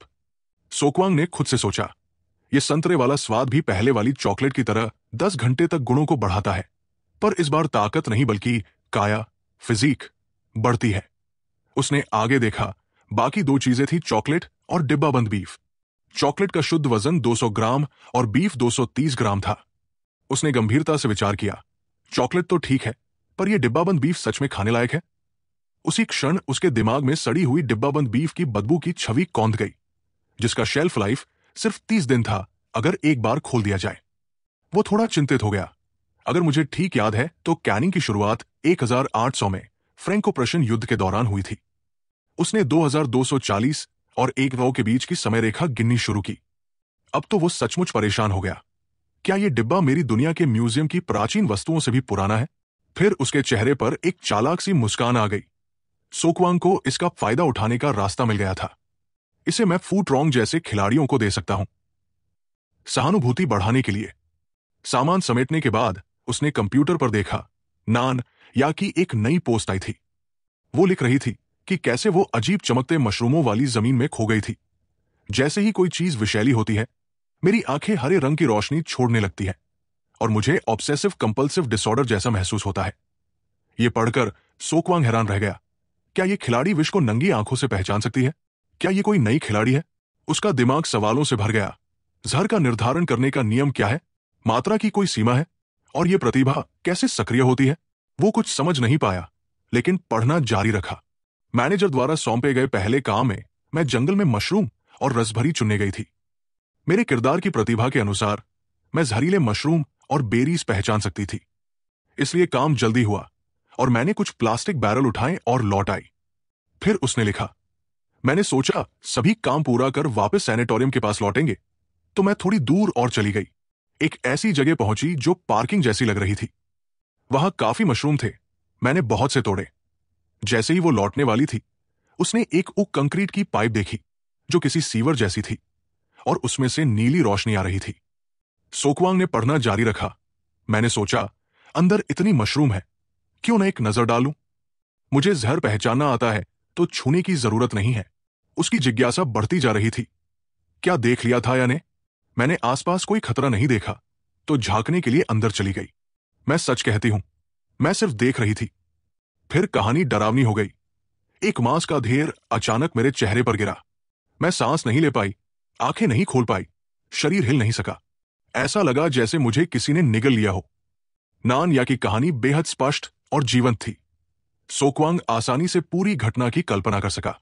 वो समझ गया कि उस हमले के बाद नान या को गेम से बाहर कर दिया गया था। आखिरी पंक्तियों में लिखा था, हालांकि दर्द नहीं हुआ, पर वो एहसास डरावना था। लगभग बेहोशी में जाने से पहले मैं अचानक वास्तविकता में जाग गई। सोकवांग ने सोचा, तो अब से नान या का लॉगिन प्रतिबंधित है। उसने धीरे से आह भरी। हिम्मत तो है खिलाड़ी में। और फिर मन ही मन कहा। घास में मुंह घुसा दिया उसने, जैसे कुछ जानने की बेताबी ने सब भूलवा दिया हो। तुरंत ही उसने नान या को निजी संदेश भेजा। यह पैसे की बात नहीं है, उसने लिखा। उसने जवाब दिया, कृपया प्लानर, मैं सच में ऐसा नहीं चाहती थी। मेरी मदद कीजिए। आपका पेंगुइन नंबर क्या है? मैं वहां पर जुड़ जाऊं। यहां टाइप करना बहुत मुश्किल है। लेकिन सोकवांग ने उसकी बात अनसुनी कर दी। उसके शब्दों में ठंडापन था। नियम नियम होते हैं। मैं कुछ नहीं कर सकता। लेकिन नान या अभी भी हारी नहीं थी। क्या आप सच में इसे पहले से नहीं पहचान सकते? सोकवांग ने कड़ाई से जवाब देना जारी रखा। पहली मौत के बाद खिलाड़ी के 500 योगदान अंक काटे जाते हैं। नान या घबराकर टाइप करने लगी। लेकिन मेरे पास तो इतने अंक ही नहीं। सोकवांग ने असहजता से देखा। यही तो समस्या है। तुम्हारे पास अभी सिर्फ 30 योगदान अंक है, जो कि सिर्फ कलेक्शन मिशन से मिले हैं। ये मौत की कीमत चुकाने के लिए नाकाफी है। नान या पसीने पसीने हो गई। अगर अंक पूरे नहीं हुए तो? सोकवांग ने ठंडे स्वर में जवाब दिया, तो सिस्टम तुम्हारे लिए सहानुभूति कम कर देगा। अब एनपीसीज भी तुमसे भावनात्मक जुड़ाव नहीं रखेंगे। अब नान या सच में रोना चाहती थी। सहानुभूति भी कम हो जाएगी। ऐसा मत कीजिए। लेकिन सोकवांग की सख्ती बरकरार थी। तुमने शायद इस समस्या की गंभीरता को समझा ही नहीं। कल्पना करो, तुम्हारा काम सभ्यता को बचाने का था, पर तुमने सबको परेशानी में डाल दिया। क्या तुम्हें जरा भी अपराधबोध नहीं होता? कुंजी पटल की आवाज के बीच सोकवांग का दिमाग गूंज उठा। अब डर लग रहा है ना? पहले क्या किया था? और उसकी आंखों के सामने वो दृश्य घूम गया। सक्रिय घटक मशीन से धीरे धीरे गायब होता जीवन और रोती हुई एक खिलाड़ी। मैंने मुफ्त सेक्स के लिए भी 500 कॉइंस नहीं कमाए, तो एक बड़ी बोतल एक्टिव इंग्रेडिएंट बेकार चली गई। क्या शर्म की बात है। इस बीच नान या कुछ समझ नहीं पाई। समझाई, हाँ, पर यह तो एक खेल है। लेकिन सोकवांग ने ध्यान भटकाना जारी रखा। हाँ, ये तो गेम है, पर तुम्हारे लिए खास नहीं। तुम्हें स्क्रिप्ट मारने वाला खेल खेलना चाहिए था। देखकर कि वो थोड़ी उलझन में थी। जवाब में उसकी उलझन साफ झलक रही थी। उसने बड़बड़ाते हुए कहा, यह तो वैसा ही है जैसे 30 लोगों की टीम में से 29 गंभीरता से खेल रहे हों और एक व्यक्ति अंधाधुंध खेल रहा हो, जिसकी पहचान भी हो चुकी है। तुम्हें पता होना चाहिए कि ऐसा व्यवहार अन्य खिलाड़ियों के प्रति कितना खराब है। सोकवांग ने अपने मन में सोचा, सच कहूं तो इतना बड़ा मामला नहीं है, बस एक नौसिखिया है। अगर मैं मर गया तो मर गया, लेकिन अगर मैं प्रतिक्रिया नहीं दूंगा तो ये खिलाड़ी लंबे समय तक याद नहीं रखेंगे। मुझे इन्हें समझाना होगा। फिर भी उसे थोड़ी बेचैनी हुई। क्यों लग रहा था कि वो किसी की मानसिकता के साथ छेड़छाड़ कर रहा है। छोड़ो, ये महत्वपूर्ण नहीं। तो सोकवांग ने टाइप करना जारी रखा। तुम्हें मुझसे माफी मांगने की जरूरत नहीं। मैं सिर्फ तुम्हें खेल की सजा प्रणाली और उसके पीछे के कारण समझा रहा हूं। फिर जाकर अपने पोस्ट पर अन्य खिलाड़ियों को बता देना, मैं इसे अनलॉक कर दूंगा। उसने एक और संदेश जोड़ा, मुझे फिर से जोर देना होगा कि वेस्टलैंड ओ को एक प्लोइंग गेम के रूप में डिजाइन किया गया है, खासकर शुरुआती चरणों में इसमें ज्यादा पारंपरिक तत्व नहीं होंगे। यह हमने पूरी गेम फ्रेमवर्क डिजाइन करते वक्त तय किया था। सो क्वांग ने धमकी देना भी नहीं छोड़ा, अगर तुम इस सेटिंग को स्वीकार नहीं कर सकती तो मैं सुझाव दूंगा कि तुम गेम बदल दो या पब्लिक टेस्ट संस्करण का इंतजार करो जिसमें अधिक सामग्री होगी। नान या घबरा गई और विनती करने लगी, मैं खेलना चाहती हूं, अगर हेलमेट नहीं मिला तो मर जाऊंगी। मैं मौत की सजा के खिलाफ नहीं हूं, पर खोई हुई सहानुभूति कैसे वापस पाऊं? क्या गलती स्वीकारने से कुछ फायदा होगा? सो क्वांग ने जवाब दिया, हो सकता है कुछ फायदा हो, लेकिन ज्यादा नहीं। प्रबंधक और खेल की लॉजिक तटस्थ और कानूनी है, और मूल्यांकन इस बात पर निर्भर करता है कि खिलाड़ी का व्यवहार आश्रय के सामान्य हितों के अनुरूप है या नहीं। अगर तुम मुआवजा देना चाहती हो तो उसे अपनी मेहनत दिखाओ और बेवजह की हरकतें मत करो। नान या ने बोला, मैं समझती हूं, क्या मैं तुम्हें कुछ सलाह दे सकती हूं? सो क्वांग ने छोटा संदेश भेजा, बोलो। उसने तुरंत सुझाया, क्या मैं भविष्य में कुछ गोल्ड क्रिप्टन गिफ्ट कर सकती हूं जो खिलाड़ी की सहानुभूति बढ़ा सके? उसने कई गेम्स के बारे में सोचा जो पैसे से खरीदे जा सकते हैं, जैसे बिग नोज मेनर। स्क्रीन पर खर्च करने की कोई जगह नहीं दिखी तो सो क्वांग सच में असमंजस में था। वो सच में गुस्से में था और टाइप करता, मित्र, हमेशा पैसे से समस्या हल करने के बारे में मत सोचो, हम एक गंभीर कंपनी है। सो क्वांग ने आगे की लाइनें घूरते हुए देखा और गुस्सा और बढ़ गया। वो सच में चिल्लाना चाहता था, जैसा मैंने कहा, पैसा बेकार है, इसे स्क्रीन के दूसरी ओर पटाखे जलाने में इस्तेमाल करो। नान या ये देखकर बहुत आश्चर्यचकित हुई और बड़बड़ाई, कंपनी गंभीर है? मैंने कभी ऐसी कंपनी नहीं देखी। क्या वे सिर्फ पैसे कमाने की कोशिश नहीं कर रहे? जो लोग पैसे नहीं चाहते वे गंभीर नहीं होते। नान या की ये सोच देख सो क्वांग ने फैसला किया कि अब उससे बात नहीं करेगा। मैंने जो कहना था कह दिया, अब देखते हैं कि बाकी बफेलो और घोड़े क्या चर्चा कर रहे हैं। सिस्टम लगातार नई खबरें भेज रहा था। गियो हाई ने धीरे से टिप्पणी की, मैंने खेला है और कहना चाहूंगा कि यह गेम वाकई शानदार है। मैंने जो पहले कहा था वापस लेता हूं। मैं मान गया। कौन जानता था कि तुरंत ही वो खड़ा भाव वाला और बड़ी आंखों वाला लड़का भी मैनेजर से रिश्वतखोर हो चुका है। लेकिन उसके बाद ही यह खाता 1 घंटे के लिए चैटिंग से प्रतिबंधित कर दिया गया।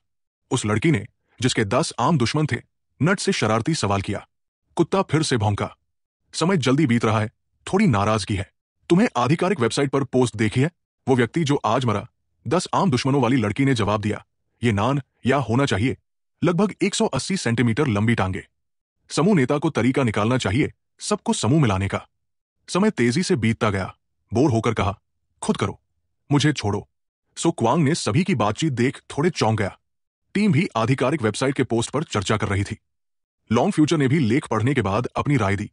मैंने 3 बातें संक्षेप में बताई हैं। पहला, खेल में बेहोश होना या मर जाना कनेक्शन को मजबूरन बंद कर देगा। दूसरा, अत्यधिक दर्द की भावना सचमुच खत्म कर दी गई है, जैसा मैंने पहले टेस्ट किया था। मैं कहना चाहता हूं कि गेम बनाने वाले बहुत चालाक हैं। दर्द बिल्कुल भी असली नहीं लगता। और तीसरा, मैं अभी हार मानता हूं, यह बहुत अच्छा है, पर मैं अब भी यही कहता हूं, अगर मैं खुद को स्क्रीन के पीछे एडजस्ट कर सकूं तो बेहतर होगा। फूटरोंग अपनी उत्सुकता छिपा नहीं पाया, दर्द से राहत पाने की उम्मीद में, न कि एक्सेस को सीमित करने की। मैं बार बार पढ़ रहा था कि केवल 2 ही बातें बताई गई थी। 10 सामान्य दुश्मनों वाली युवती ने पूछा, दूसरी बात क्या थी? तभी 8 नंबर स्तर के स्ट्रॉन्ग विंड ने तुरंत टिप्पणी की, अगर तुम मौत की तलाश नहीं करोगे तो नहीं मरोगे। लॉन्ग फ्यूचर ने इस बात को सही ठहराया। बातचीत की प्रगति देखकर सो क्वांग बेहद संतुष्ट था कि अकाउंट ने अपनी जलन छिपा नहीं पाया। यार, क्यों मैं रजिस्ट्रेशन नहीं कर पा रहा? मैं सच में खेलना चाहता हूं। टाइम पासेस फास्ट ने सुझाव दिया, क्यों नहीं मिस्टर कांगपाई से पूछ लेते? कैडक ने जवाब दिया, मैंने कोशिश की, उन्होंने कहा इंतजार करो।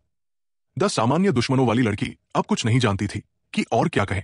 सहानुभूति, टाइम पासेस फास्ट ने पूछा, क्या तुम उसे हैक नहीं कर रहे हो? वो आदमी बड़ा बदला लेने वाला है, सुना है वो एक बिच्छू है। कैडक ने तुरंत मना किया, नहीं, मैं कैसे उसे अपमानित कर सकता हूं? मैं तो मिस्टर क्वांग का वफादार कुत्ता हूं।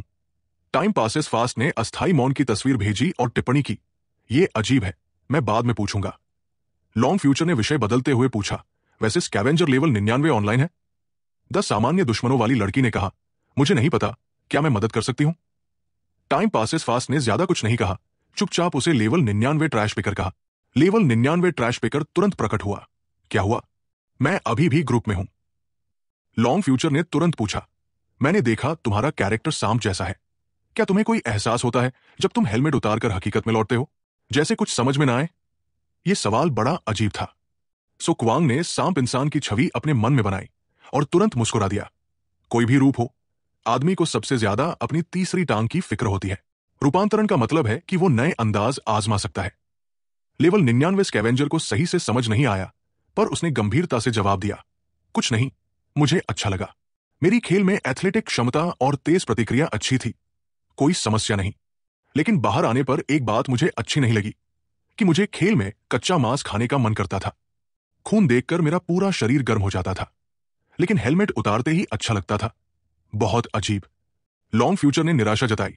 काश मैं गैरमानव चरित्र चुन पाता, पर सिर्फ महिला अकाउंट बना सकता हूं। 8 नंबर स्तर के स्ट्रॉन्ग विंड ने चेतावनी दी, सावधान रहो भाई। टाइम पासेस फास्ट ने भी टिप्पणी की, तुमने मुझे थोड़ा डराया। लॉन्ग फ्यूचर ने यह देखकर गुस्सा किया, दूर हो जाओ। मैं बस उस एहसास को आजमाना चाहता था, बस जिज्ञासा के लिए। 10 सामान्य दुश्मनों वाली लड़की ने नफरत जताई, हमें समझ नहीं आता। स्ट्रॉन्ग विंड ने गेम के बारे में पूछना शुरू किया, रात 10 बजे प्रबंधक के साथ शिकार के दौरान क्या तुम्हें शिकारी मिले? लेवल 99 स्कैवेंजर ने जवाब दिया, 2 शिकारी थे, एक म्यूटेंट काबू किए हुए हाइना। वे डाकुओं को पकड़ रहे थे जब हमने पता लगाया कि वो व्यक्ति हत्या की साजिश रच रहा था। हमने उन 2 डाकुओं को मार दिया और उनका सामान ले लिया। सो क्वांग को फूयों की तस्वीर याद आई जब उसने बीस्ट मैन देखा और उत्साह से उस पर गेंद फेंकी, जैसे पोकेमोन के खेल में पकड़ना हो। 8 नंबर स्तर के स्ट्रॉन्ग विंड ने पूछा, क्या तुमने वर्चुअल कैरेक्टर को मारा? लेवल 99 स्कैवेंजर ने मना किया, प्रबंधक ने हमला करने का आदेश दिया था। क्या यह निवासी हैंडबुक के नियमों का उल्लंघन नहीं है? बाद में मैंने विशेष रूप से पढ़ा और पाया कि केवल तटस्थ और मित्रवत वर्चुअल कैरेक्टर पर हमला वर्जित है। 10 सामान्य दुश्मनों वाली लड़की ने कहा, मुझे लगता है वे जंगली दानव है, वर्चुअल कैरेक्टर नहीं। खून का प्रभाव थोड़ा वास्तविक है। मैं लगभग सोचने लगी कि लोग सच में मर रहे हैं। सो क्वांग चुपचाप स्क्रीन पर टिप्पणियां देख रहा था और सोच में पड़ गया। उसने पहले सोचा था कि क्या खिलाड़ी की देखी दुनिया प्रभावित हो सकती है। अब ऐसा लग रहा था कि हो सकता है।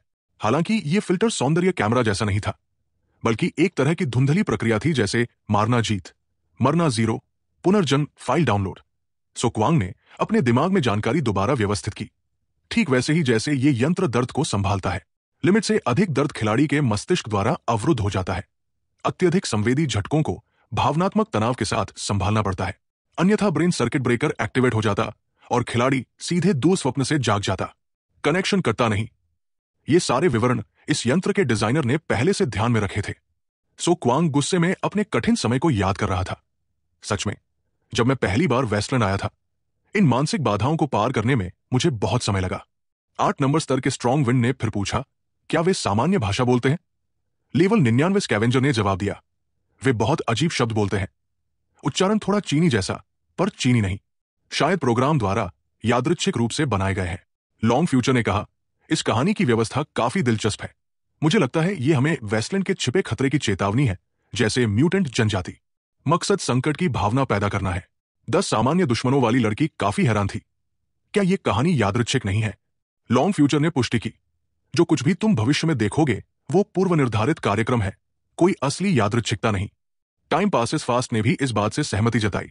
मुझे लगता है फूड ट्रोंग की बात समझ में आती है। नई खिलाड़ी के ऑनलाइन आने के दिन ये सब हुआ, शायद कुछ इरादतन व्यवस्था थी। फिर खिलाड़ी याद करने लगे कि जब वे वेस्टलैंड में लॉगिन हुए थे, तब उन्होंने म्यूटेंट काले पक्षी का सामना किया था। अगले खिलाड़ी म्यूटेंट जनजाति की खोज में गए और कुछ गांव के कामों में भाग लिया, आश्रय के आउटपोस्ट बनाए। फिर घूमते फिरते और खोजबीन करते हुए खिलाड़ी को एक शिकारी का सामना करना पड़ता है। ये सब याद करते हुए अब हर कोई महसूस करता है कि खेल की दुनिया वाकई में बहुत परिष्कृत और शानदार है। लॉन्ग फ्यूचर लगातार टाइप करता रहता है। ये केवल एक अंदाजा ही माना जा सकता है। मेरा मानना है कि जैसे जैसे आउटपोस्ट का दायरा बढ़ेगा और खिलाड़ी की कुल ताकत बढ़ेगी, वैसे वैसे खिलाड़ी का अन्य ताकतों और विदेशी प्रजातियों के साथ संपर्क भी बढ़ेगा। वेस्टलैंड में जीवित रहने और संसाधनों के लिए प्रतिस्पर्धा अगले चरण के खेल का मुख्य विषय हो सकता है। अब हम सचमुच युद्ध की तैयारी शुरू कर सकते हैं। मेरा अनुमान है कि विंटर इज कमिंग विस्तार पैक जल्द खत्म होगा और अगला विस्तार पैक होगा सिटाडेल कॉन्फ्लिक्ट। लॉन्ग फ्यूचर की इस टिप्पणी को कई लोगों ने तालियों से सराहा। वाजिब, अच्छी विश्लेषण, महान है मिस्टर फूंग, हवा में ताजगी भर रहा है। धत तेरी, मैं खेलना चाहता हूं। सो क्वांग भी इन पंक्तियों से हैरान था। इतना अच्छा, जबकि मैंने ये योजना अभी तक नहीं सोची थी। ये लोग पहले ही सोच चुके थे। क्या टैलेंट है। वो शरारती मुस्कुराते हुए बोला, मैं इस बॉस के विश्लेषण की थोड़ी नकल कर लूंगा, अगर कोई पूछे तो मैं भी ऐसे समझा सकूं। थकान के कारण सो क्वांग वही गिर पड़ा और गहरी नींद में डूब गया।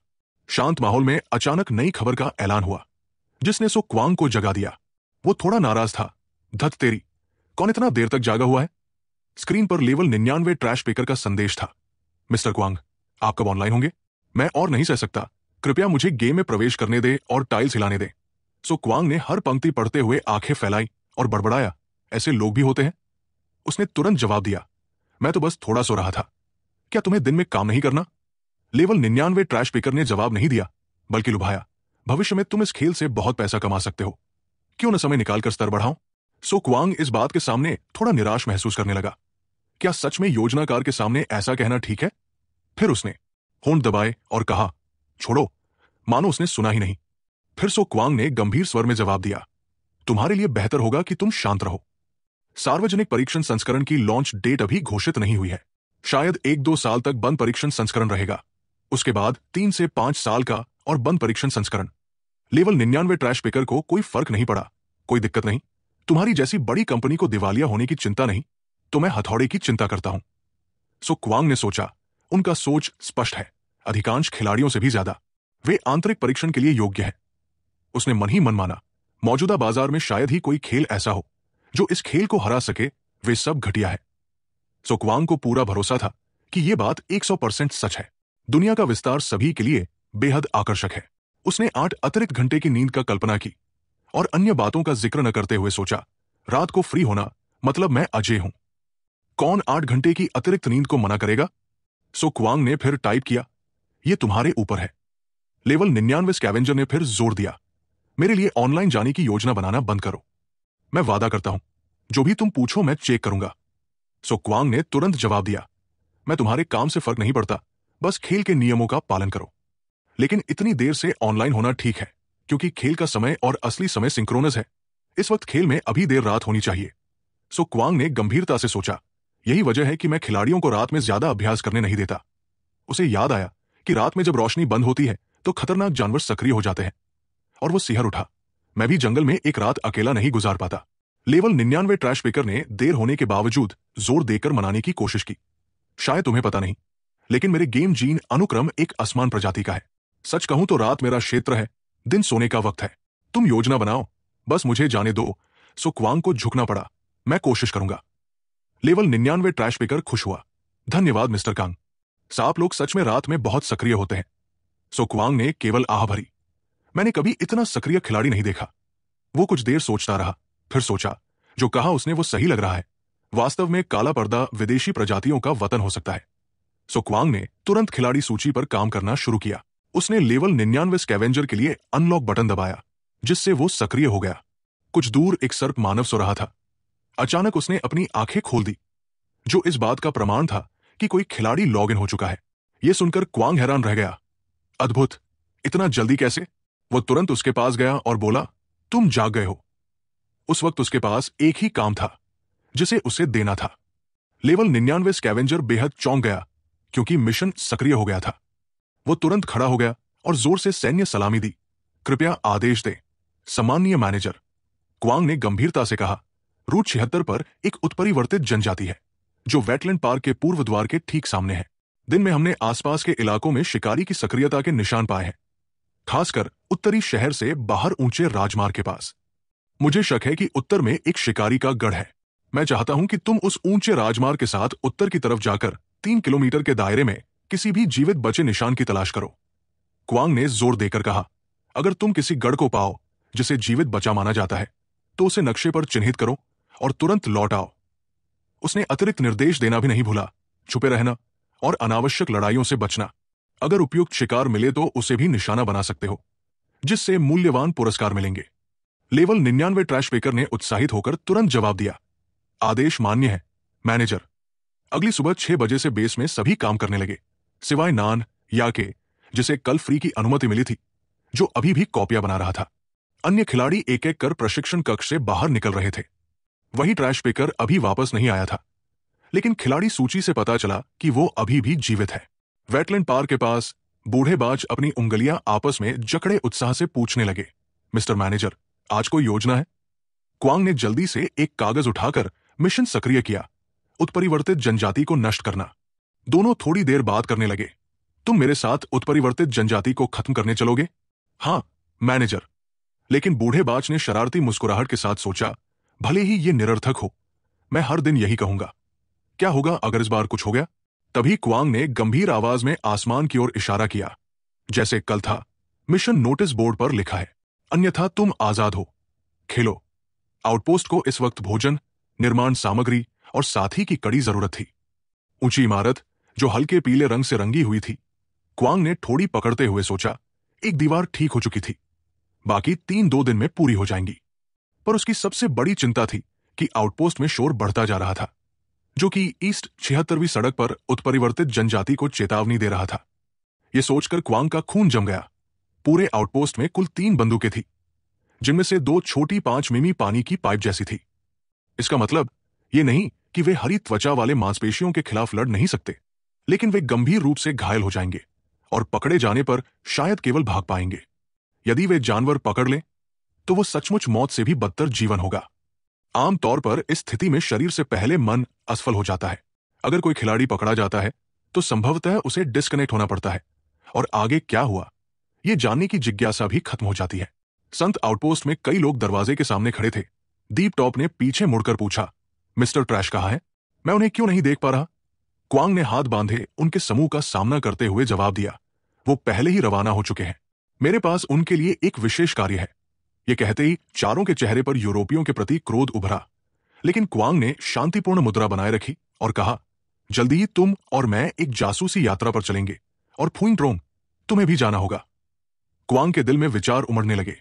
इस बार हमें किसी बुद्धिमान को चुनना चाहिए। लेकिन यह सुनकर फुइंग ट्रोंग के मुंह से पानी आ गया और उसकी आंखें चमक उठीं। ठीक है मैनेजर। उसे याद आया जब वो एक सिल्वर हेयर वाले आदमी से लड़ रहा था। दोनों ने एक ही बात कही थी, घर में बनी हुई इस्पात उत्पादन। वो होंठ तुड़वाते हुए आंखें घुमाने लगा। हालांकि ऑनलाइन जाने से पहले मैंने ला बात से सहमति जताई थी कि आज हम स्थानीय घर में बने इस्पात उत्पादन पर शोध करेंगे। पिछली बार के जानवर शिकार दृश्य को याद करते हुए फुइंग ट्रोंग ने एक चुटीली मुस्कान दी। लेकिन इस्पात बनाने से बेहतर था बॉस के साथ मिशन पूरा करना। जब उत्परिवर्तित की प्रति खोली गई तो वो अपनी भौहें सिकोड़ते हुए मुंह फुलाने लगा। वो उदार इनाम और गर्मा गर्म जानकारी उसे बहकाने के लिए पर्याप्त थे।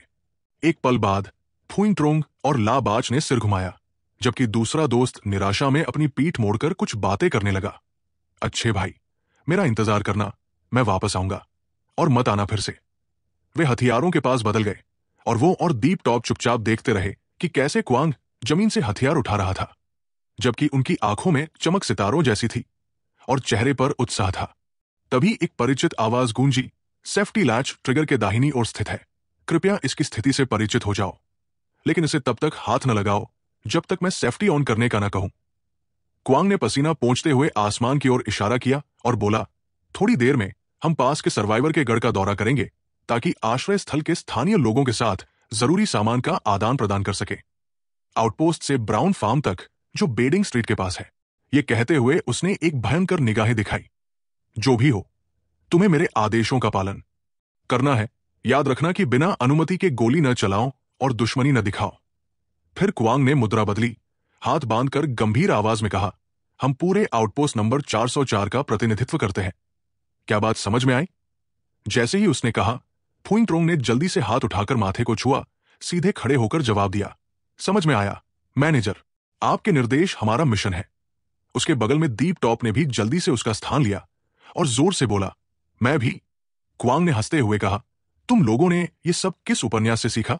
सुनने में मजाक जैसा लगता है, लेकिन अंदर ही अंदर उसके मन में एक प्रभुत्व की भावना उठी। एक मैनेजर के तौर पर उसे यह देखकर खुशी हुई कि खिलाड़ी सक्रिय और भागीदारी महसूस कर रहे थे। थोड़ी देर बाद क्वांग ने हाथ उठाकर मुंह छिपाया और खांसते हुए धीरे से कहा, बहुत अच्छा, ऊर्जा से भरपूर। आदेश है, हमें चाहिए 50 किलोग्राम सूखी बेकन, 20 किलोग्राम स्मोक्ड मछली, 10 उत्परिवर्तित हाइना की खालें और एक पैलेट ट्रक सामान ढोने के लिए। क्वांग ने दूर देखते हुए तुरंत कहा, तुम दोनों मिलकर तैयारी करो, हम 10 मिनट में रवाना होंगे। ये सुनते ही वे दोनों हाथ माथे पर लगाकर एक साथ बोले, जी हां मैनेजर। दृश्य बदलता है। एक रास्ते पर 2 लोग आराम से चल रहे हैं और एक पैलेट ट्रक धीरे धीरे पीछे पीछे आ रहा है। एक आउटपोस्ट बनाने के लिए औजारों की जरूरत होती है और उनमें बहुत सारे छोटे छोटे टूल्स जैसे पेचकस, रिंच, चिमटी, हथौड़े, कुल्हाड़े और आरी शामिल होते हैं। बिना औजार के कई काम मुश्किल होते हैं, या अगर हो भी जाएं तो उनकी गुणवत्ता बहुत कम होती है। उदाहरण के लिए, आउटपोस्ट की दीवारों की मरम्मत में प्लास्टरिंग नाइफ का इस्तेमाल होता है, जो खिलाड़ी लकड़ी से खुद बनाते हैं। 200 साल से अधिक समय बीत चुका है रेगिस्तान युग के बाद सामान बेहद दुर्लभ हो गया है, लेकिन कुछ अच्छी चीजें अभी भी खोजी जा सकती है। जो कोई नई चीज खोजता है वो बेहद खुश होता है। पूरे दिन अल्ट्रामैन की तलाश में बिताने के बाद पता चलता है कि वो एक जनरेटर है। ये सामान अक्सर स्कैवेंजरों द्वारा निकटवर्ती सर्वाइवर बस्तियों को बेचे जाते हैं। वे ऐसे शेल्फ पर रखे होते हैं जैसे कूड़ा, ताकि गुजरने वाले कारवां उनमें से चुन सके। मैं उन्हें कारवां की तरह कपड़े पहनाकर पास के ब्राउन फार्म ले जाऊंगा। वहां से आउटपोस्ट के लिए जरूरी सामान का आदान प्रदान करूंगा। मैं डेनेट और फुइंग ट्रोंग को अपने साथ ले जाऊंगा और वेटलैंड पार्क के दक्षिणी गेट से रवाना होऊंगा। हम रोड नंबर 76 से बचेंगे, एक अंधेरी सड़क पकड़ेंगे और दक्षिण पूर्व की ओर ब्राउन फार्म तक जाएंगे। एक तो वहां कोई मुझे नहीं जानता और न ही मेरी कोई जानकारी है। दूसरा, ब्राउन फार्म तक का रास्ता थोड़ा आसान होगा और वहां कम खंडहर होंगे। फिर भी वेस्टलैंड में चलना लगभग 3 किलोमीटर का रास्ता है। हमारी टीम चलते हुए और बीच बीच में आराम करती रहेगी और ऐसे खंडहरों से बचती रहेगी जो पार करना मुश्किल हो। इस दौरान केवल विदेशी प्रजातियों से ही नहीं, बल्कि सर्वाइवरों की बुरी नीयत से भी सावधान रहना जरूरी है। अंत में सुबह 9 बजे से पहले हम एक शहर की दीवार पर पहुंचे, जहां कुछ काले धब्बे नजर आ रहे थे। अगर आप थोड़ा दूर तक देखें तो ऐसा लगता है जैसे कोई यहां फांसी लगाने आया हो। सो क्वांग और उसकी टोली ने मजबूती से बंद गेट के पास कदम बढ़ाए। ये जगह बेटे सिटी से बिल्कुल अलग थी। मिस्टर ब्राउन, जो ब्राउन फार्म के एक किसान और इस जमीन के सच्चे मालिक थे, यहां की जनता के पास बहुत कम आजादी थी। यहां रहने वाले लोग सिर्फ 2 श्रेणियों में बंटे थे, या तो किसान गुंडे या फिर नौकर। कमजोरों पर जबरदस्त उत्पीड़न का नजारा सामने था। कृपया लड़ाई बंद करो, उसने कई दिन से कुछ नहीं खाया, जल्दी उठो और काम करो। हालांकि दूसरी ओर से बुरी मंशा की ज्यादा चिंता करने की जरूरत नहीं थी, क्योंकि खेती के लिए 2 जमीन के टुकड़े रखने वाला कोई भी समुदाय बाहरी लोगों पर ज्यादा हमला नहीं करता। आखिरकार जो जूते पहनता है उसे सोचना पड़ता है कि क्या जूते न पहनने वालों को सताना वाकई में फायदा देगा या नहीं। अचानक लोहे के फ्रेम से एक बंदूक की नोक बाहर निकली और क्वांग ने उसे देखा। वो तुरंत घबराकर चिल्लाया, रुको। वही विरोधी हथियार थामे हुए चिल्लाया, अरे अरे, कौन हो तुम? यहां क्या कर रहे हो? एक गार्ड ने क्वांग के समूह को देखा और तुरंत बंदूक उठाकर कहा, अरे अरे, रुको, तुम कौन हो और यहां क्या कर रहे हो? क्वांग ने तुरंत बताया कि हमारा कोई बुरा इरादा नहीं है, हम सिर्फ सामान का आदान प्रदान करना चाहते हैं। गार्ड ने संदेह से पूछा, सामान का आदान प्रदान? मैंने तुमसे पहले कभी मुलाकात नहीं की, तुम कहां से हो? क्वांग ने अपने हाथ सीने के सामने रखकर ईमानदारी से कहा, हम वेस्टलैंड से आए हैं, हाल ही में इस इलाके में बस गए हैं। सैनिक ने सोचा, नोमैड्स। क्वांग ने शांत मुस्कुराते हुए कहा, यह इस बात पर निर्भर करता है कि आप इसे कैसे समझते हैं। गार्ड ने मन ही मन सोचा, वेस्टलैंड के नोमैड्स आम नहीं हैं, खासकर उपनगरों में ये अक्सर पाए जाते हैं। वे ज्यादातर शहरों के बाहर जंगलों में रहते हैं, घोड़े पर सवार होकर जानवरों का शिकार करते हैं। वे खेती नहीं करते, बल्कि पशुपालन, शिकार और आवागम से जीवन यापन करते हैं। दोनों आदमी सामान का आदान प्रदान कर रहे थे, कभी कभी व्यापारी की तरह शिकार की चीजें और बेकार वस्तुएं रोजमर्रा की जरूरतों के लिए बदलते। माइग्रेंट्स कभी कभी घरों को लूटते और नष्ट भी करते हैं। लेकिन वेस्टलैंड में सच्चाई यह है कि अच्छे या बुरे लोग कहीं भी और कभी भी हो सकते हैं। किसी भी परिस्थिति में कोई भी शिकारी बन सकता है। गार्ड ने डरावनी नजरों से देखा कि इन तीनों के पास पिस्टलें थी और वे नहीं जानते थे कि उनकी जनजाति में कितने लोग हैं। गार्ड, जो सिटाडेल पर खड़ा था, नीचे देखते हुए पूछा, तुम्हारे पास क्या है? किस चीज के लिए तुम्हें आदान प्रदान करना है? क्वांग ने अपने पास जो सामान था उसे गिनाया। 50 किलोग्राम बेकन, 20 किलोग्राम स्मोक्ड मछली और 10 उत्परिवर्तित हाइना की खालें। हमें कड़े औजार और खेतों में उगने वाला खाना चाहिए। उसने मुस्कुराते हुए कहा, मैं गारंटी देता हूं, लेन देन खत्म होते ही हम यहां से चले जाएंगे, 1 सेकंड भी नहीं रुकेंगे। गार्ड ने गंभीर मुद्रा में सोचा, लगता है ये लोग वाकई व्यापार करने आए हैं। फिर उसने तीनों से कहा, यहां रुको, मैं अंदर जाकर आदेश लेकर आता हूं। क्वांग ने यह सुनते ही आश्चर्य जताया और आदेश मांगने के लिए कहा, सैनिक अंदर चला गया। बाहर दीप टॉप ने फुइंग ट्रोंग से फुसफुसाते हुए कहा, यह जीवित सिटाडेल वाकई शानदार है। इसका वास्तुशिल्प स्टाइल पोस्टेपोकलिप्टिक महसूस कराता है। फुइंग ट्रोंग ने मुस्कुराते हुए कहा, हाँ, इस अपडेट में बहुत कंटेंट है। दीप टॉप ने पहले गार्ड की छवि याद की, जो चश्मा पहने था, और मुस्कुराते हुए बोला, वैसे ये नया एनपीसी है क्या? फुइंग ट्रोंग थोड़ा उलझन में था। शायद। मुझे समझ नहीं आया कि वो क्या कह रहा था। दीप टॉप ने कहा, कौन जाने, बस उसकी एक्सप्रेशन काफी अजय लग रही थी। फुइंग ट्रोंग ने सहमति जताई। कुछ ही देर बाद सिटाडेल का दरवाजा खुला। ऊपर एक लंबा सैनिक था जो गाड़ी खींच रहा था, और दोनों तरफ 2 अन्य सैनिक थे। पहले वाला गार्ड पीछे खड़ा था और सब कुछ देख रहा था। गाड़ी पर वे सभी वस्तुएं थी जो क्वांग बदलना चाहता था। खेतों में उगा खाना बड़े बैग में और कड़े औजार गोल टोकरी में रखे थे। सैनिक धीरे धीरे क्वांग की ओर बढ़ा। उसने अपना परिचय दिया, लुचनेट। दोनों ने हाथ मिलाकर अभिवादन किया। क्वांग ने भी अपना नाम बताया, सो क्वांग चिंगुएट। फिर उसने हाथ बांधकर गंभीरता से पूछा, मैं जानना चाहता हूं कि तुम्हारी गाड़ी में कौन सा मांस ले जाया जा रहा है? क्वांग ने शांति से उसे सामान दिखाने का न्योता दिया। बेकन उत्परिवर्तित हाइना का मांस था और स्मोक्ड मछली कैटफिश और क्रूशन कार थी। उसने कहा कि वह जैसा चाहे जान सकता है। चिन नुयत ग्रोसर की गाड़ी की तरफ चला और एक खाद्य बैग खोला। उसने बैग से धूम्रित मांस का एक टुकड़ा निकाला, फिर चाकू निकाला और मांस का एक टुकड़ा काटा।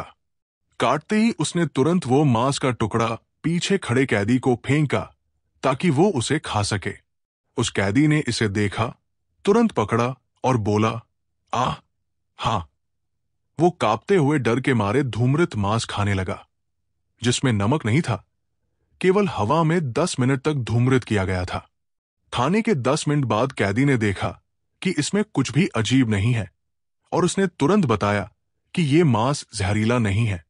यह सुनकर चिन नुयत ने सो क्वांग की ओर देखा और कहा, ठीक है, और सामान के आदान प्रदान की शर्तें बताई।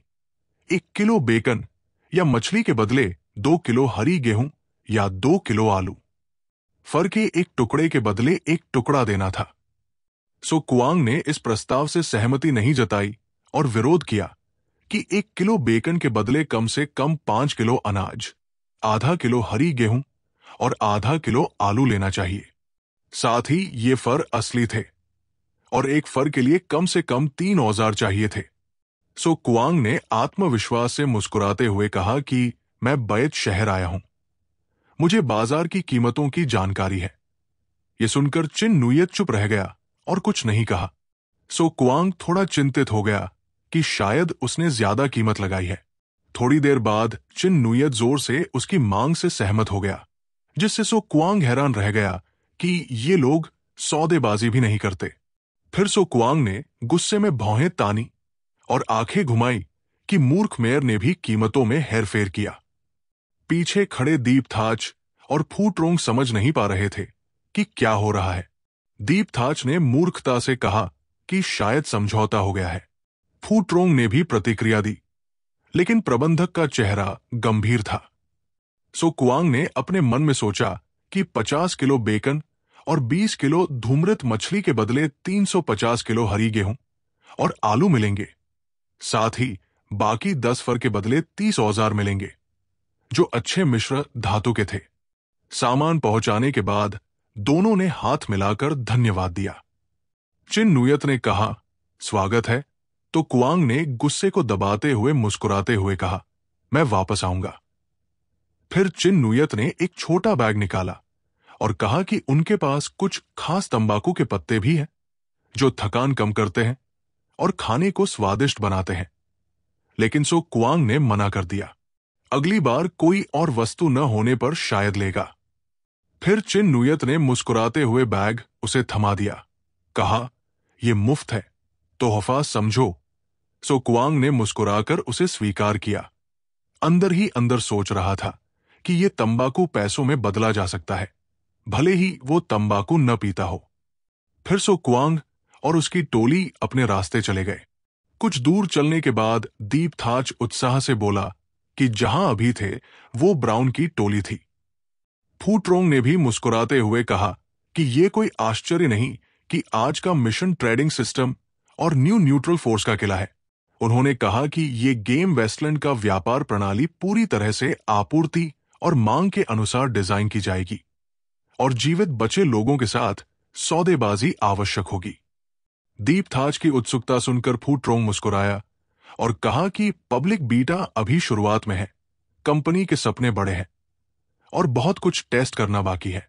फिर दीपथाज ने फू ट्रोंग से फुसफुसाकर पूछा कि क्या प्रबंधक को कुत्ते बढ़ाने की योजना पता चल गई। फू ट्रोंग डर गया और बोला, अरे, ये सुनकर तो मैं डर गया। फिर वो तुरंत पीछे मुड़ा और सो कुआंग का पीछा करने लगा। सो कुआंग ने उसे चिल्लाकर कहा, मिस्टर कुआंग, मैं गलत था, आप मेरे पिता हैं। सो कुआंग हैरान रह गया और कुछ कह न सका।